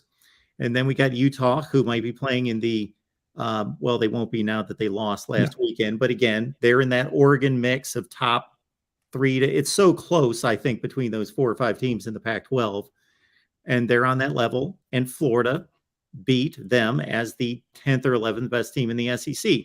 Those are the 3. That's not enough for me, but it's still the 3 indicators we have between the two conferences directly. And sorry, people, transitive property, because Tennessee actually plays those teams. They're all churning. There's 8 conference games in the SEC, and there's 14 teams. That's 56 games that all these teams are playing against each other. I think we can come to the conclusion, even though Tennessee didn't directly play those teams, other than Florida, they did. And they did play Georgia, that, okay, they're pretty damn good, because those teams went out to the Pac-12 and played similarly seeded teams and won the games decisively. And Tennessee played within its conference, and they're looking pretty good overall. Yeah, that's a great point, Mark. And I thought Mississippi State lost to Arkansas, so Mississippi State's around 7th or 8th. So like to clarify that. Oh my God. Okay. So I want to clarify with both of you guys, just for the future going forward here, that teams are allowed to have an embarrassing blowout loss and stay in the top 10. Yes, they are. Yes. Yeah. Done throughout. And a team can lose by multiple scores twice with 2 losses and still be in the top 10. The Ohio State team that beat your USC team in the Cotton Bowl did exactly that. And they finished 5th in the country. Well, that is a horrible. I mean, they beat a bad USC team in that Cotton Bowl. I gave you a perfect example of what you're talking about, and nobody had any issue. Actually, most people thought Ohio State should have been in the playoff that year. They finished number 5. They lost to Oklahoma by 2 scores. They got blown out by Iowa. They beat USC in the Cotton Bowl, a Pac-12 championship team, and they finished number 5 in the country. Well, and I can go on and on and on. with other examples. We could find examples. I'm just saying Yes, that I'm finding in this examples. year, in this season, the teams that are behind them do not have embarrassing 25-point losses And they don't have the wins. So to South I don't Carolina. think we're No, gonna what get they have, past that Tim, is point. losses to Tennessee. That's what they have. Well, we'll see how Tennessee does the rest of the year. Yeah. They've only got one game, then and they'll it's be against Vanderbilt. appropriately ranked by me if they don't play well. But they have also lost one of the best quarterbacks in the country. And Daryl, so from now on, though, you got to remember when you sign out, we had a bet, didn't we? Oh yeah, Tim. Even though I said I wasn't going to do it, Tim, I will say, But no, Tim, hold on, congrats. hold on. Let's said hear were our gonna do bet, it. and then we get two other people. Tim, congrats on your USC Trojans. They are a great team. Lincoln What was Riley. the bet, Daryl? Just really I would quickly, what say was the fight bet? on. So you know what, Tim? Daryl, hold on, bud. What was our bet? Beginning Fight of the on at season. the end of every call-in show. I got you. And what do you have to do? What would I? So I said if the say go Wildcats Cats. won more games, I would say go Cats, and you would say what? Fight on. Okay, so please, from now on, when you end the conversation on all your calls, give us a fight on from now on. All right? Tim, I said I wouldn't do that at the beginning of the season, but you know what? Since your team has been so impressive, I feel like I should do that out of respect because they have overperformed every possible goal I think I had and any realistic person. And I honestly think they're going to make the playoffs as the third team in the country. So Well, we Tim, made the congrats. bet, and then USC picked up some really good players, and then you're saying you don't want to do the bet anymore. No, I said before the season I wouldn't do it, but Tim, fight on. Seriously, fight on. You've got a great team. Did right, we make guys. the bet or not, though? Fight on. Okay. We gave it to you. There we go. All right. Thanks to Real. We'll talk to you guys later. Excellent. Thanks, Tim. All right. Landon, thank you so much for being patient. And, Yeah, buddy. What we're going to do is we're going to pick off two at a time. And if you guys have things that you want to talk about that are completely unrelated, then we'll just have separate conversations. But if you guys have a similar topic, then we will talk at the same time. So, Landon, what do you want to talk about? Well, I was going to look at your top 25, buddy, and kind of talk me through. Now, I'm going to confess, okay, on the front end, I have an emotional angst for Michigan for bailing out of the UCLA game and creating an intentionally easy schedule. And for those people that want to say pile on a team like North Carolina that just finished a stretch of playing 4 out of 5 road games this year. They have 6 road games on their schedule.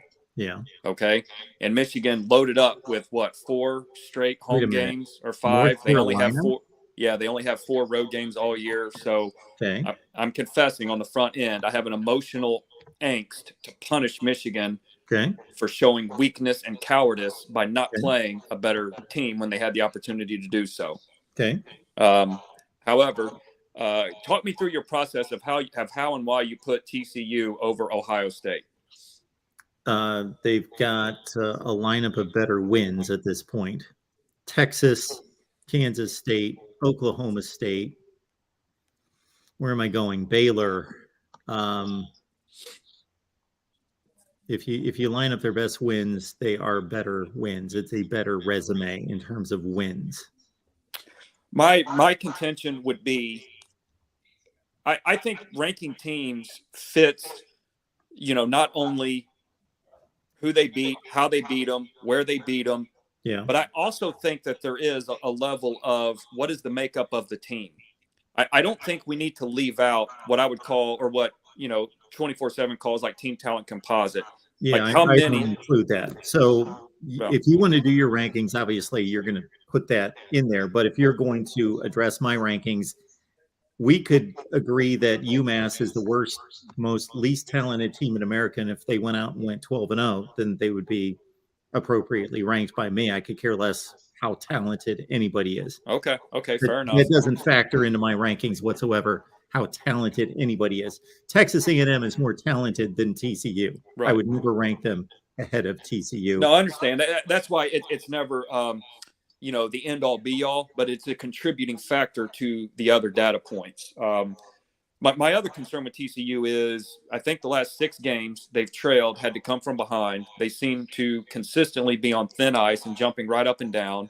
Yeah. Their defense has had really poor performance. Yeah. And I got to be honest, buddy, I don't think they have a signature road win like Ohio State going to Penn State. You know, not counting beating Notre Dame at home, I don't think TCU has 2 victories better than those 2.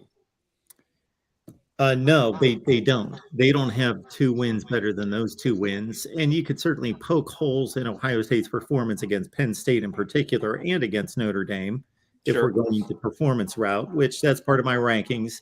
Okay. But as a collection of wins, Texas, Kansas State, Oklahoma State, Kansas, Oklahoma, Baylor, that's 6 quality wins by teams that will all be in the 9-3 to 7-5 range. Okay. Do you find that looking at your rankings from 11 to 14, Yeah. do you genuinely, or do you just think that that's like a human psychology to get locked into a conference and start kind of dropping them in, or do you genuinely think, like, what would keep you from moving Florida State past UCLA, for example? Because Florida State has a good win against LSU, and Yeah. you know they had a tough stretch and everything like that. Do you think there was some psychology, or do you genuinely think no, all those teams really belong there? Oh, there's psychology to all of it. Yeah, I'm a human. I've got blood running through my veins. But no, I look at that as well, and I think, well, are the 11th, 12th, 13th, and 14th best resumes in the country all belonging to Pac-12 teams? Probably not, or Okay. maybe not, or maybe they are. But yeah, I recognize all that. Florida State, some of Florida State's better wins have taken hits in recent weeks. NC State's dropped. That's a loss. Florida State. That game has taken a hit. Wake has taken a hit. So Florida State, some of their Syracuse, that wins dropped. They have digressed. I would argue on the NC State thing, and this is where injuries do matter. When you lose a potential first-round NFL quarterback, and let's be honest, not a lot of teams have those. Yeah. You know, you don't just go get another one of those. I don't care who you are. Yeah. So you've seen NC State lose now that Devin Leary's been out. So that's a different team in a sense. So that I think that we would want to factor that in. And I think that was on the road as well, if I'm not mistaken. And it's tough to win on the road. But yeah, anyway, okay, buddy. Yeah, I just didn't know if how you were gauging. Again, I have no problem putting TCU over Michigan, but I still think the resume in terms of margin of victory, I think especially even defensive efficiency, I think Ohio State rates a little better, and you know I think they do have more quality. And I don't know, man. I think it's just like we're waiting on TCU to lose. Like you can't keep jumping on thin ice every single week. Sure. And you know make it. But I get your point. Yeah. I don't believe TCU is a better team than Ohio State. Yeah. I don't think it's that. I don't even have to think about it. Ohio State's maybe the best team in the country, probably second best. And TCU is about the 9th or 10th best team in the country. Okay. Yeah, that's not what my rankings are about. My opinion. I Yeah. try to take my opinion out of it. That's impossible to completely do. Yeah. And real quick, man, and I'll get out of here. I know you had a long segment last time. Do you genuinely think if both USC and Clemson win out, that the loser of the Ohio State-Michigan game is automatically going to get in the playoff? No, why? Okay. It must have been the other guy that was assuming that. It seems like a lot of the talk is just segment. Yeah. What was that? Was Steve Dace or one of those segments? Yeah. Okay. No, I think that they're going to go with a conference champion, especially if it's Michigan that's in that comparison because of their awful non-conference. Right. And the 13th data point. And again, we're assuming, Clemson and Southern Cal only have the one loss, right? Like we're not talking about 2-loss teams here. That I think for Michigan especially, but also probably Ohio State to make the playoff. Let's say TCU runs the table. Let's say Georgia runs the table. They're both in. Right. And the Big Ten champions in. I think that Michigan or Ohio State as a loser would need North Carolina to win the ACC and the 2-loss USC opponent, Oregon, to win the Pac-12. Yeah. Okay. That's kind of where I'm at too. Yeah, I think it's the same thing. Yeah, I would hope the committee would give the championship or the spot to a champion. Yeah. A neutral field victory over a really good team. It's either going to be a good Oregon team or, like I said, I know Carolina stubbed their toe, but they're coming off a hard run, man. Again, 4 out of 5 games were on the road, and they got upset by Georgia Tech. But I just looked it up, Mark. According to Team Talent Kappa, I know they ain't got a coach or anything. That's the 30th most talented roster in football. Yeah. I mean, there's still some pretty good players on that team, and yes, they should have won, no doubt, but it was close. They're on a tough stretch. They've had 6 road games on their schedule. So I am kind of surprised that you're defending North Carolina's schedule. Well, just because it's tough to go on the road to win, those are. Yes. I mean, I understand losing to Notre Dame at home isn't great. Like, you should take care of that business, but I think when half your schedule is on the road, and again, you're playing against a lot of NFL quarterbacks.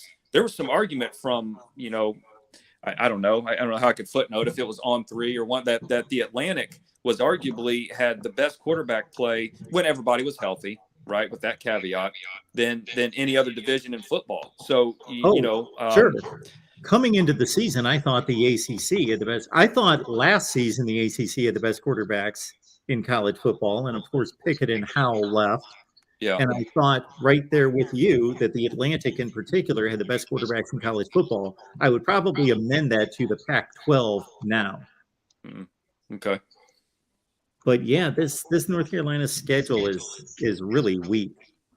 I mean, other than the fact of just having it on the road. I mean, the Notre Dame is their big non-conference game. At App State is whatever. We know they're kind of a quote unquote dangerous Go5 team, but at Miami, at Duke, come home to Pitt, at Virginia, at Wake, and then they should have won that game. It wasn't a blowout. I know you guys were just talking about blowout losses. It was a close loss, but they shouldn't have lost that. I mean, that's hard, man. There's not too many teams that have a run. A bad team at home. Yeah. And their 3 best wins are all based on our previous caller Tim's standard. I don't even think they would qualify as good wins. I consider them decent wins. Duke, Pitt, Wake. Yeah. They're all 7-4. Yeah. Okay, that's fair. And if they can, get the victory at home against the Wolfpack this week. Oh, sure. Yeah. Clemson beating them on a neutral field, and Clemson's getting better. I mean, they've been, looking a lot better the last couple weeks. I think if they're, as far as the stat line, if their margin of victory, is pretty wide. You look at their defensive efficiency. They've had, they had the number 1 ranked rushing defense in the country there for a while. So. There's a few data points that I think could boost Clemson up, and okay. Okay, Landon. Thank you, buddy. I appreciate it. Have a good night. All right, let's get through it here. McD, what's going on tonight? Hello, McD. You with us? All right. I think McD's given up. Hello. Hello. There you are. Well, we got both of you on the line then. We got McD and we've got Rob. McD, what's going on tonight? Hey, how you doing, Mark? I'm good. The 2 things I want to talk about is your top 25, because I do have a few questions about it. And then I do want to give a quick take on this Michigan-Ohio State game. And then I do want to give you a bold upset pick that I think it's going to happen this week. So I'll start with the top 25. Mark, I want to know why I'm looking at 11 through 13. I want to know why you have, well, really 11 and 12. I want to know why you have Oregon 11 and Washington 12. And you're alluding to Washington beating Oregon, obviously. Yeah. You understand we can't honor a head-to-head in that scenario.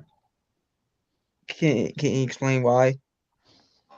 Because we've got a bunch of teams, and the same thing happened last week before UCLA lost the game to go to 8-3. We've got a number of teams that it's just like in the ACC and the SEC where somebody beats somebody else that beat somebody else that beat somebody else. Fair enough. Yeah, I just saw that, and that was like the first thing that caught my eye. I was like, ooh, that shouldn't. Washington beat Oregon. Oregon beat UCLA. UCLA beat Utah. UCLA beat Washington. Mhm. So I went to resumes. Fair enough. Just wanted to get your point there. I do want to talk about TCU real quick. Mark, I think a 12-1 TCU team should be going in over a 12-1 USC team and a Ooh. 12-1 Clemson team. Wow. I Okay. do. And the Give it to reason us. why, Mark, is because this year in college football, I just got to put what's in front of me. The Big 12 is the best conference from top to bottom in the Power 5 this year. The Big 12 is. Yep. Based on what?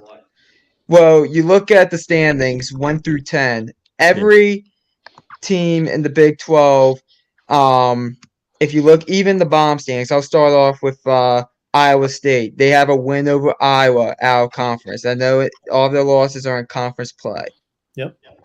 West Virginia, they do have an out of conference loss against 7-4 Pitt. And if you're 7-4, I don't think 7-4 teams should really be in the top 25, but you're not. That's a decent win at right now. If you're being a 7-4 team, You mean they have a loss. They lost, but they did go on the road and beat Virginia Tech very convincingly. So you do have another does Power everyone 5. else in the world. Okay. Yeah. Kansas beat everybody out of conference, including a 7-4 Duke team. Yep. Oklahoma beat everybody out of conference. I believe their big game was Nebraska. Texas Tech, their one loss was to NC State before Leary got injured. Yep.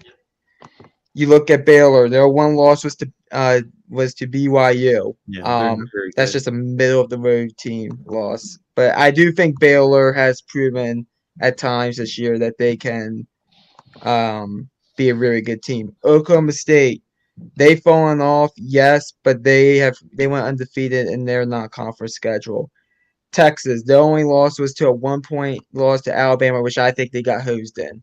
I think Texas should have won that game. Kansas State, their one loss is to Tulane. And I saw that you have Tulane at number 24 in your rankings. Yep. TCU's undefeated. And is it pretty? No. But I think overall, TCU, even if 13-0, they're going to be in the playoffs. 12-1, I look at the Pac-12. The Pac-12 is heavy, is top heavy this year. And Mark, I do think you are giving Wazoo a bit of a bad name. They are 7-4, but they are the 7th best team in the Pac-12. What did I say about Wazoo? You were just saying. I mean, you did make comments like, "Don't give me Wazoo as to Tim." Yeah, well, I don't remember the context of that. I don't know that they've beaten any good teams.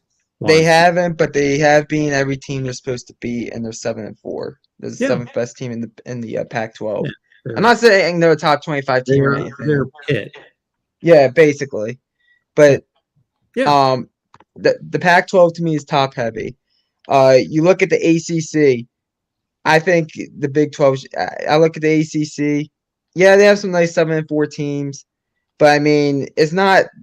I mean, I just think the Big 12. If you look at top and bottom, I mean, you look at the bottom of the Big 12. Those teams are going out of conference and beating. Okay, do this, Pete. Give me in order the best wins in the Big 12 out of conference. Out of conference, yeah. I'll probably go. I'll probably go with number 1 Iowa State over Iowa. Okay. I'll probably go. I'm trying to think here. Probably Kansas over Duke. Okay. Yeah. I mean, I'm trying to think what was TCU's out of conference schedule. Colorado. Yeah, that's not going to cut it. Them. Oklahoma State beat Arizona State. Forget that. Oklahoma beat Nebraska. We can kind of forget that. I would forget that. Where's the other one? West Virginia, Virginia Tech. Forget that. Who am I missing here?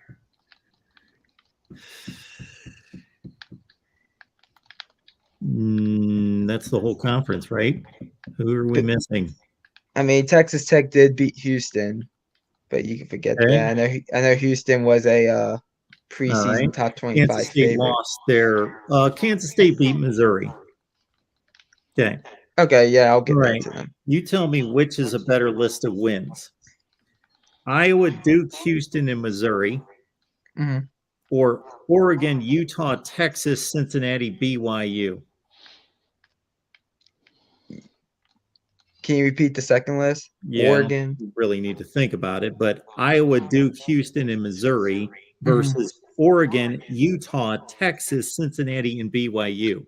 I have to go with that second list, I Okay. think. There's the SEC. Well, the SEC is only getting in one team. What do you mean? So is the Big 12. So I mean, Oh, I thought you made the statement that the Big 12 was the best conference. I look at I think there's teams in the bottom of the Big 12 that would beat teams in the bottom of the SEC. Okay. Personally, I'm not going to disagree with that. Maybe. Okay. I mean, and we'll see during bowl season. Conference? Because the worst teams are better than the other worst teams? I think it's a stronger conference from top to bottom. Really? If you look at all the conferences, I think they're the best conference from top to bottom out of the Power 5. Wow. Okay. So, I think TC. I'm not going to come to that conclusion on beating Iowa, Duke, Houston, and Missouri. Rob, you with us? Yeah, I was just going to say it all depends on context. When we're talking about, which conference is better, more balanced, or whatever. Like, sure, you might have a strong, Pac-12 when it plays itself, but how does the Pac-12 perform and hold up against, the top teams from other conferences, and how do those conference teams perform against their own conference members? So, in other words, what I'm saying is, like, there might be a team or two in the Big 12 or the Pac-12 or the Big 10 that can beat, like, the bottom teams might be able to hold, to beat the bottom teams of the SEC, but that doesn't mean that the top teams of those conferences can beat the top teams of the SEC. Sure. And it's important to remember. I'm not a fan of the SEC either. I'm a Notre Dame fan, so I don't like the SEC, but I understand that they're the best conference. Look, they've won how many of the last championships? Them and Clemson over the last decade and a half, 2 decades. It's like, yeah, you got Ohio State in there every once in a while. You got Texas, USC, but I mean, it's really been the SEC dominating college football for the last couple decades. Yeah. Well, we are making an evaluation on this season. Right. But certainly what you're saying about previous seasons, it's only logical to think, unless there's been some major shift in college football, that it's continuing. Like I'll put it this way. Based on the results this season, I believe that the SEC has the best results, but I don't think they're that much better than the other conferences. Well, I think this is probably the worst year for the SEC in a while, in my opinion. And I getting to the point about the SEC currently. Yeah, I think currently they are the best conference as well. I mean, and getting to that, I really wanted to talk when Tim was on, because I had some things that I disagreed with him. I thought it was funny. One of the things he said, or he asked you, was, do wins matter, more than losses? Essentially, I'm kind of paraphrasing, but in my opinion, absolutely wins count more than losses. Like, yeah, Tennessee's got a couple bad losses, but as you were saying, and the real MVP, their wins are far more impressive than anything, most other teams can brag about. And as you said, a win shows you what a team is capable of doing. Any team can lose, and if you're going to lose, you might as well lose big, right? Because a loss is going to hurt you either way, but a win shows you what a team can pull off. And so Tennessee having the record that they do, that's an impressive resume. So everyone taking, a crap on them right now, I find to be it's just kind of odd to me. And I'm not like a big Tennessee fan. I'm not saying that they're necessarily going to, beat their next opponent. I think they will, but it's funny to me. Like, and LSU takes a lot of heat as well. I think LSU is one of the top 10 teams of the country. I think they'd absolutely perform incredibly well in any conference if you slapped them in there right now. Big 10, Pac-12, Big 12, doesn't matter. Yeah, I think it's a great point that you make. The only point that I'll make about the conferences and trying to rank and rate the conferences is that, to me, we all have our eyeball test. So that's subjective, and we all do that. But in terms of an objective analysis, once each conference starts playing only conference games, what is the obvious result in that? Every conference goes 500. So we really can't draw a conclusion from the games in conference, except for that just shows us what is the distribution of power within the conference. Is this a situation where what the ACC's been the last 7 or 8 years, where it's got one dominant team that's so much better than everybody else? Or is it a situation where it's the Pac-12, where you got like 4 or 5 teams that are all pretty even, and there's a lot of, or the Big 12, where there's balance within the entire conference? Or is it a situation like what we've seen in many years in the Big 10, where there's like 3 or 4 really good teams that are like legit top 15 teams, and they kind of rule the conference? There's different type of distributions within the conference, but that's all that tells us. We can go on and on that North Carolina, I make the point, and nobody's going to really use this, I don't expect, but Clemson playing North Carolina in a couple of weeks hurt Clemson, North Carolina losing this game last week to Georgia Tech, because of the perception, the look of Clemson playing an 11-1 North Carolina team versus playing, let's say, a 9-3 or 10-2 North Carolina team. That's the perception of a championship game, when in fact, North Carolina just lost to Georgia Tech. Well, Georgia Tech is another data point on Clemson's schedule. So Clemson shouldn't take a hit for the North Carolina game. They should take a hit that North Carolina lost, but also a boost because they beat Georgia Tech by 31 points. And the same thing when North Carolina plays North Carolina State this week. Clemson's going to take a hit if NC State wins that game based on perception. But the reality is they played both of those teams. So while part of their schedule should take a hit, another data point on their schedule should be boosted equally so. Well, that's another. You make some good points, and I do agree with a lot of what you're saying about the North Carolina loss to Georgia Tech. I don't necessarily 100% agree with the points, everything you're making about that point in terms of how it's perceived. Like, because I believe that, yes, the media will look at that and say, well, that was a detrimental loss for North Carolina. But I understand what you're saying. It does kind of help Clemson, saying, look, we beat both of these teams. The thing is, though, I think there's too much stock, and I think people get too worked up about defending their conference like it's like, you can be proud about your conference, and you can, as you said, it doesn't really matter unless we're getting lots of data points of interconference play, which we're not really getting a ton of right now.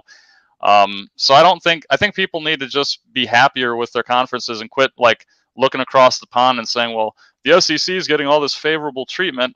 Well, the SEC has earned their favorable treatment, and until they're dethroned, they're probably going to keep getting that favorable treatment. So you just be happy with, like, the Pac-12 has a lot to be happy about this season. They've had a bounce back year. USC is a great team. UCLA, USC was a fantastic matchup. I mean, there's been some really good games, no matter what conference you're in. Ohio State, Michigan is going to be my most anticipated game, like of the year, maybe. It's going to be one of the best games, I think. And so there's a lot to be happy about with college football. I think we're taking too much stake into talking trash about each other's conferences, personally. But that's just my opinion on that. Okay, Rob, anything else, man? I did have, I think, one more thing. We're in rivalry week, and I know what your favorite rivalry game. I wanted to get your opinion. I mean, obviously I'm a Notre Dame fan, so I'm looking forward to the USC Notre Dame game. I think that's going to be a hell of a game. And you're looking forward to, well, you're looking forward to all the games as a college football fan, but Yep. And obviously the game is the one you're looking forward to the most. But aside from that, which rivalry game do you think is your favorite to watch? Oh, wow. It kind of depends on the year, of course, but Right. based on just that is a great question. because we had one of those last Saturday, USC UCLA. And, Alabama Auburn hasn't produced many good games in the last couple years, but it's not been too long since that was an interesting game. Right. Up. And this is what's great about college football is they all have a different feel and flair because of the geography and the part of the country and the food and the music and everything that makes that conference, that makes that part of the country unique. I'll give you a handful. I'll say USC, Notre Dame, USC, UCLA, Alabama, Auburn. And it's been a long time since it's grabbed too much of my attention, but Florida State at one point in time. Yeah, I wish that one would come back. Florida State's doing well for themselves this season. Yeah. And I think hopefully Florida can recover and so that rivalry can get back to glory. Absolutely. All right, Rob. I appreciate you being here. McD, do you have anything else? Yeah, thanks for having me on. The only other thing is I just want to say that Michigan, I think, will be Ohio State. I think the game's gonna come down to because believe it or not, Maryland's best played 2 games this year. The best 2 games Maryland has played this year has been both losses against Michigan and Ohio State somehow. But so I got a chance to see both of these teams play 1-possession games. Basically, I know the Ohio State game ended up being a 2-possession game, but Maryland had a chance at the end. Yeah. The whole motion that Ohio State can run the ball is not true. Maryland has a horrible running defense, in my opinion. Their defense is terrible against the run. So I think Michigan is going to shut down Ohio State's running game. I am concerned about Ohio State's secondary, and I believe Ohio State's going to sell out on the run. It comes down to J.J. McCarthy. Can he make the throws? I don't think he'll make all the throws, but I think he'll make enough of the throws. I do not trust J.J. McCarthy very much as a passer, personally, from what I watched throughout the season. But I do think that Michigan is going to win the game. Good. So I know that stings for you, Mark, as a Buckeye fan, but I'll try to not lose any sleep over it. They're also the more physical team, Michigan. I don't even think that's close. I'm questioning Ohio State on the lines of scrimmage as well. So okay, but that all makes sense. So just want to throw that in there. And one minor disagreement I had with Rob. Yeah. Tennessee is going to lose to Vanderbilt this upcoming week. Yeah, they could, in my opinion. The quarterback, and it sucks what happened to Hendon Hooker, but the quarterback, God, I'm drawing a blank on his name. Joe Milton, not good. No, he's not. He's going to throw several interceptions. He's going to keep Vandy around in that game, and Vandy's going to pull off the upset and go bowling. Okay, McD. Appreciate you being here. All right. Have a good week, Mark. You too. All right. Super chats. We appreciate those. We had CS who said 2 Big Ten teams in the college football playoff. If USC loses and the game is close, I think it's a real possibility. Thank you for that, CS. And I had a few other ones posted. I did not get around to reading them because of the conversation. So I hope you folks understand we appreciate that. And we did post the super chats. There's Lemansky. Love the passion of Timmy versus MVP. Great learning experience for me. There you go.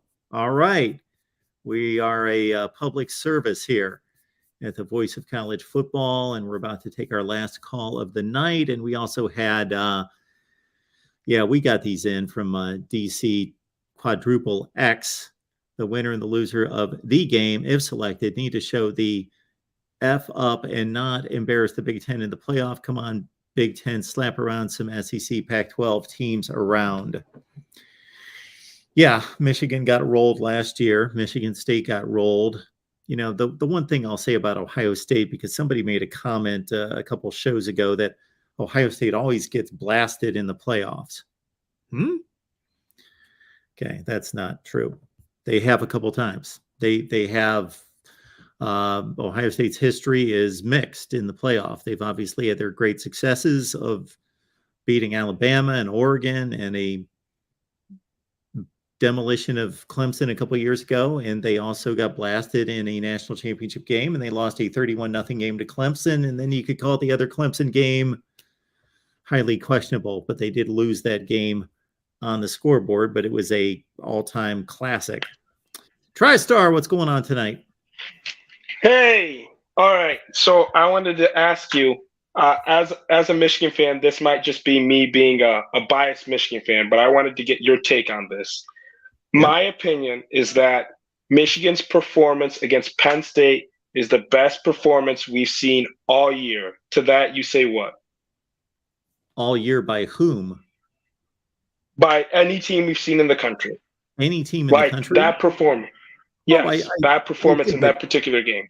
I don't think it's a laughable point that you're making, and I'm not going to like kick you off the air and say that's a joke. I think it's arguable. I think you make a decent point.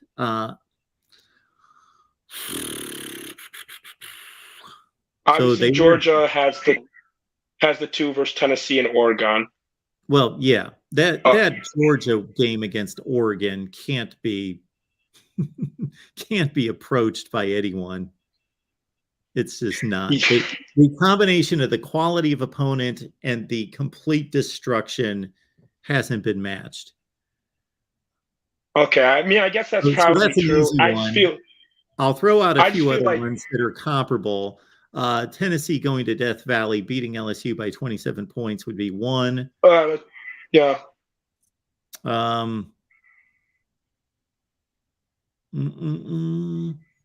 Yeah, those are really the two that I'm coming up with. Notre Dame blasting Clemson in the condition. Notre Dame beat Clemson worse than Michigan beat Penn State. Yeah, that's true. But not by a ton. Obviously, anybody that watched Michigan Penn State knows that the game was close on the scoreboard, but it was never close physically.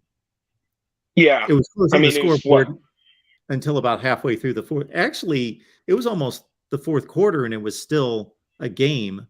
But I think it was so.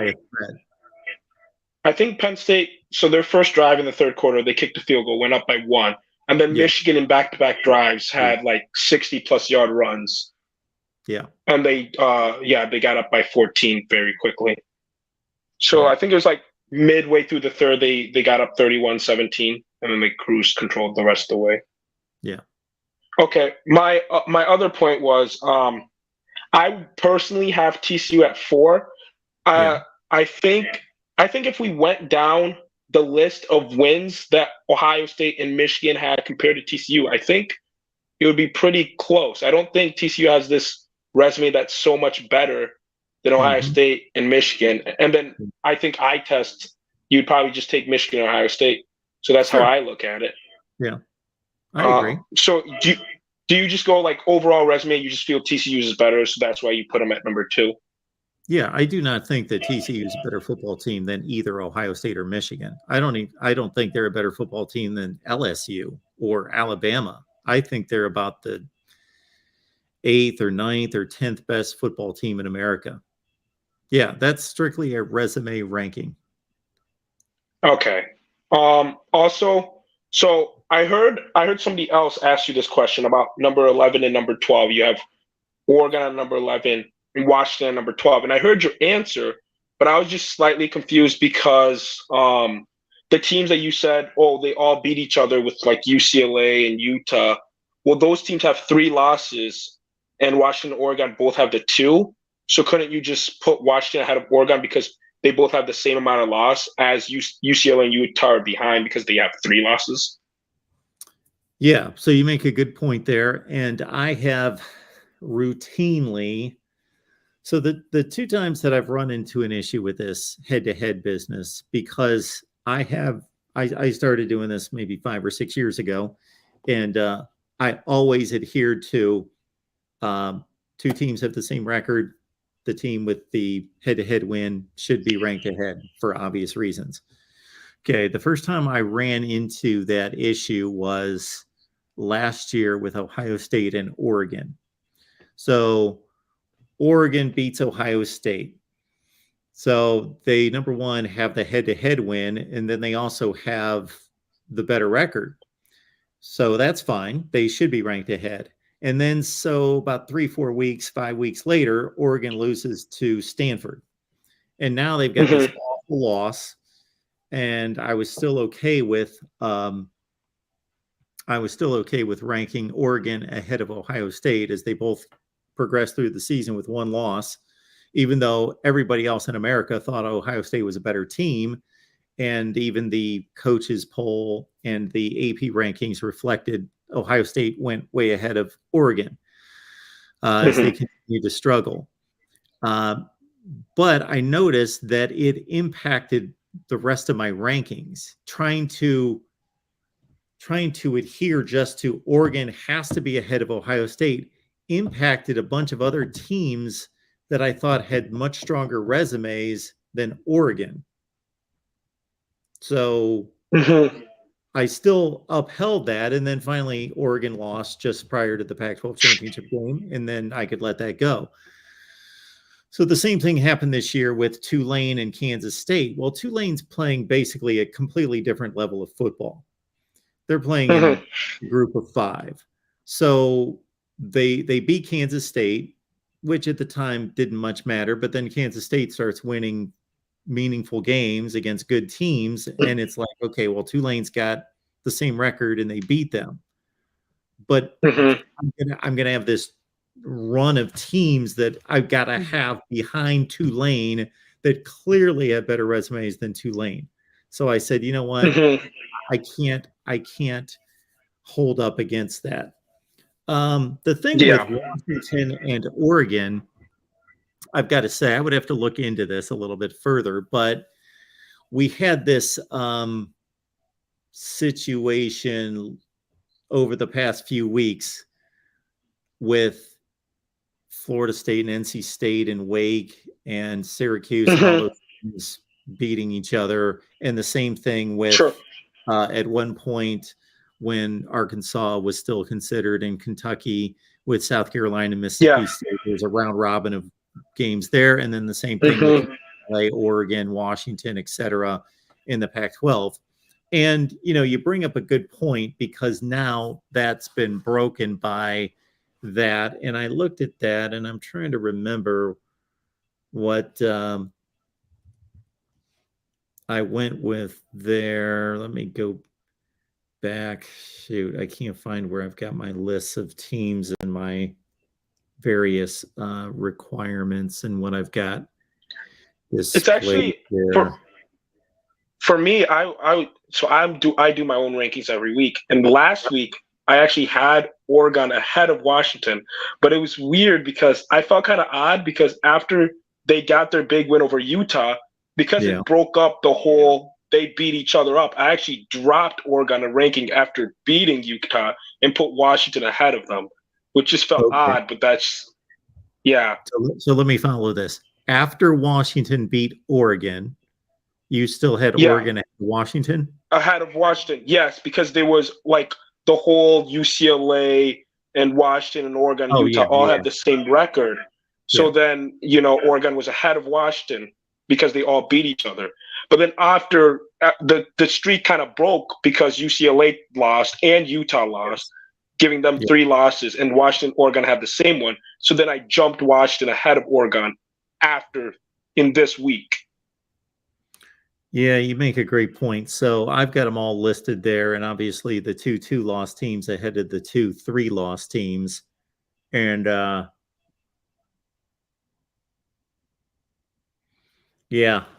looking at my list here, or I'm just looking at the video to see the rankings. But no, you bring up a great point, and I am I've adhered to, except for those 2 exceptions that I gave you. Well, really only 1 exception earlier this year with Tulane and Kansas State. If I ever broke in that head-to-head situation, but I did it there. But that's great that you point that out. Yeah. Also, I'm so tired of hearing the whole like 2 Big Ten teams deserve to make it, even if they lose. In my opinion, unless the following things happen, where so you look at TCU, LSU, and USC. Unless 2 out of those 3 teams lose, I don't see how the loser of the Michigan Ohio State game can get in. Like I don't really care how close the game is if we have a situation where LSU wins the SEC and TCU wins the Big 12. Well, then the loser of the Ohio State Michigan game is out. Like it's just pretty simple to me. That's how I look at it. Or like say USC wins the Pac. You know what I feel like they both need things to happen. Yeah, so I agree with you. I want the conference champions with the same record to be in, and actually with a better record, with a 13th data point ahead of a Michigan or Ohio State loser. Yeah. But I mean, I wouldn't be if Michigan somehow got lucky and got in. Obviously, I'm not going to be upset about it. I would be like, oh, I would think it's the wrong decision, but I wouldn't be mad at it. But obviously, I can't say, oh, I'll be fine with it happening to Michigan, and then if Ohio State were to lose and they got in, I would be, extremely upset. So obviously I have to be consistent. So I feel like they don't deserve it unless, havoc breaks. Absolutely. Yeah. Well, TriStar, I appreciate you being here. Do you have anything else for us? No, that'll be it. I appreciate your comments on the top 25, and I appreciate you pointing that out. And thank you so much for that. Yep, for sure. Thanks, Have a good night. Have a good night. All right, folks, I think we're going to call it quits here. We've got another live stream tonight with USC. Thank you so much for everybody that took part in tearing apart my top 25 that actually makes sense. I've never sold it as being flawless. Those rankings don't exist. So take any rankings anywhere, and we can always poke holes in them.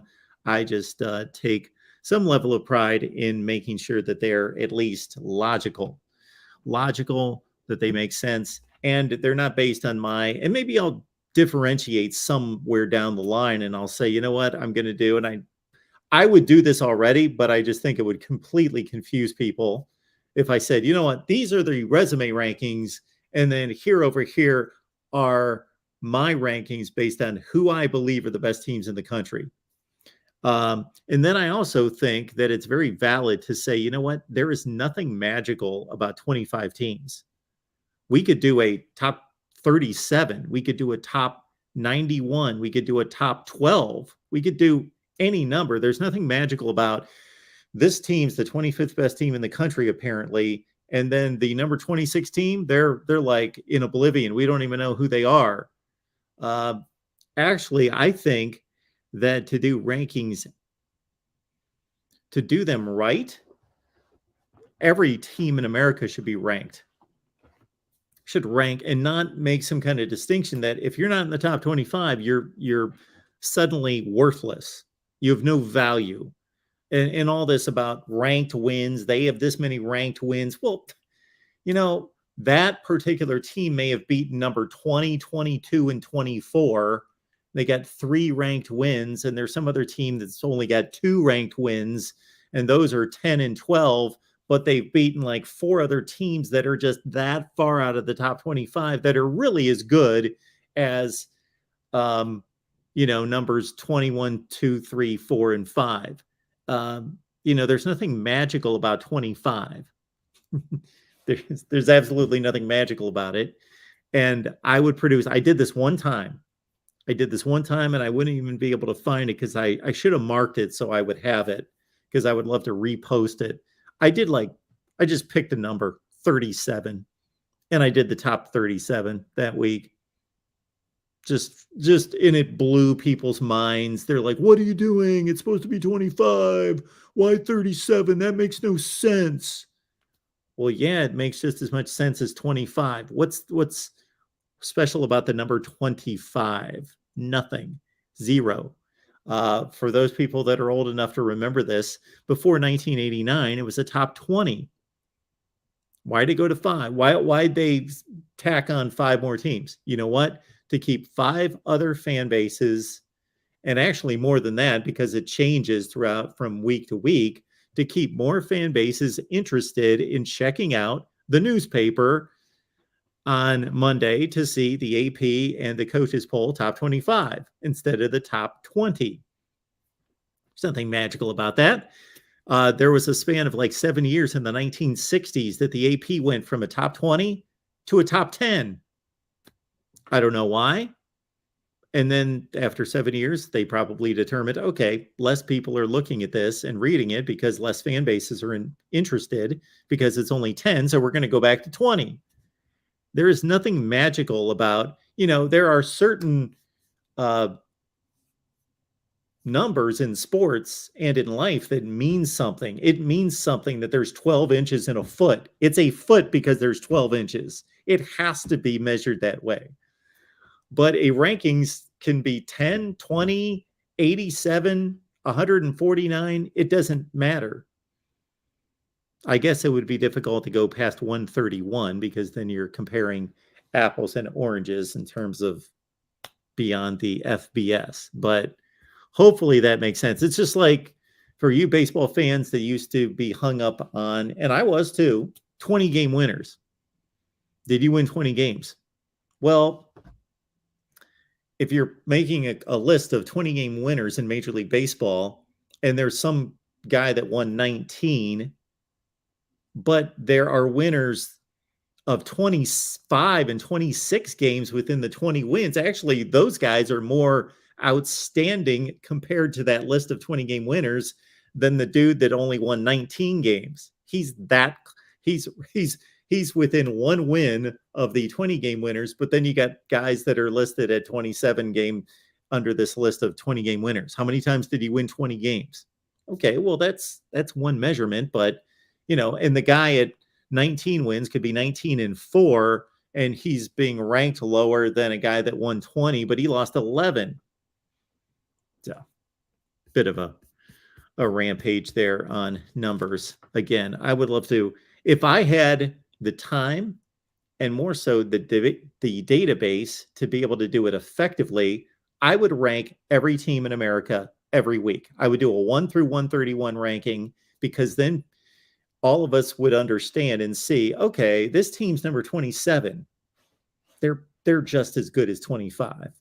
Just because we could take it another 10 spots, and those teams, who's 25 right now in my rankings? Louisville.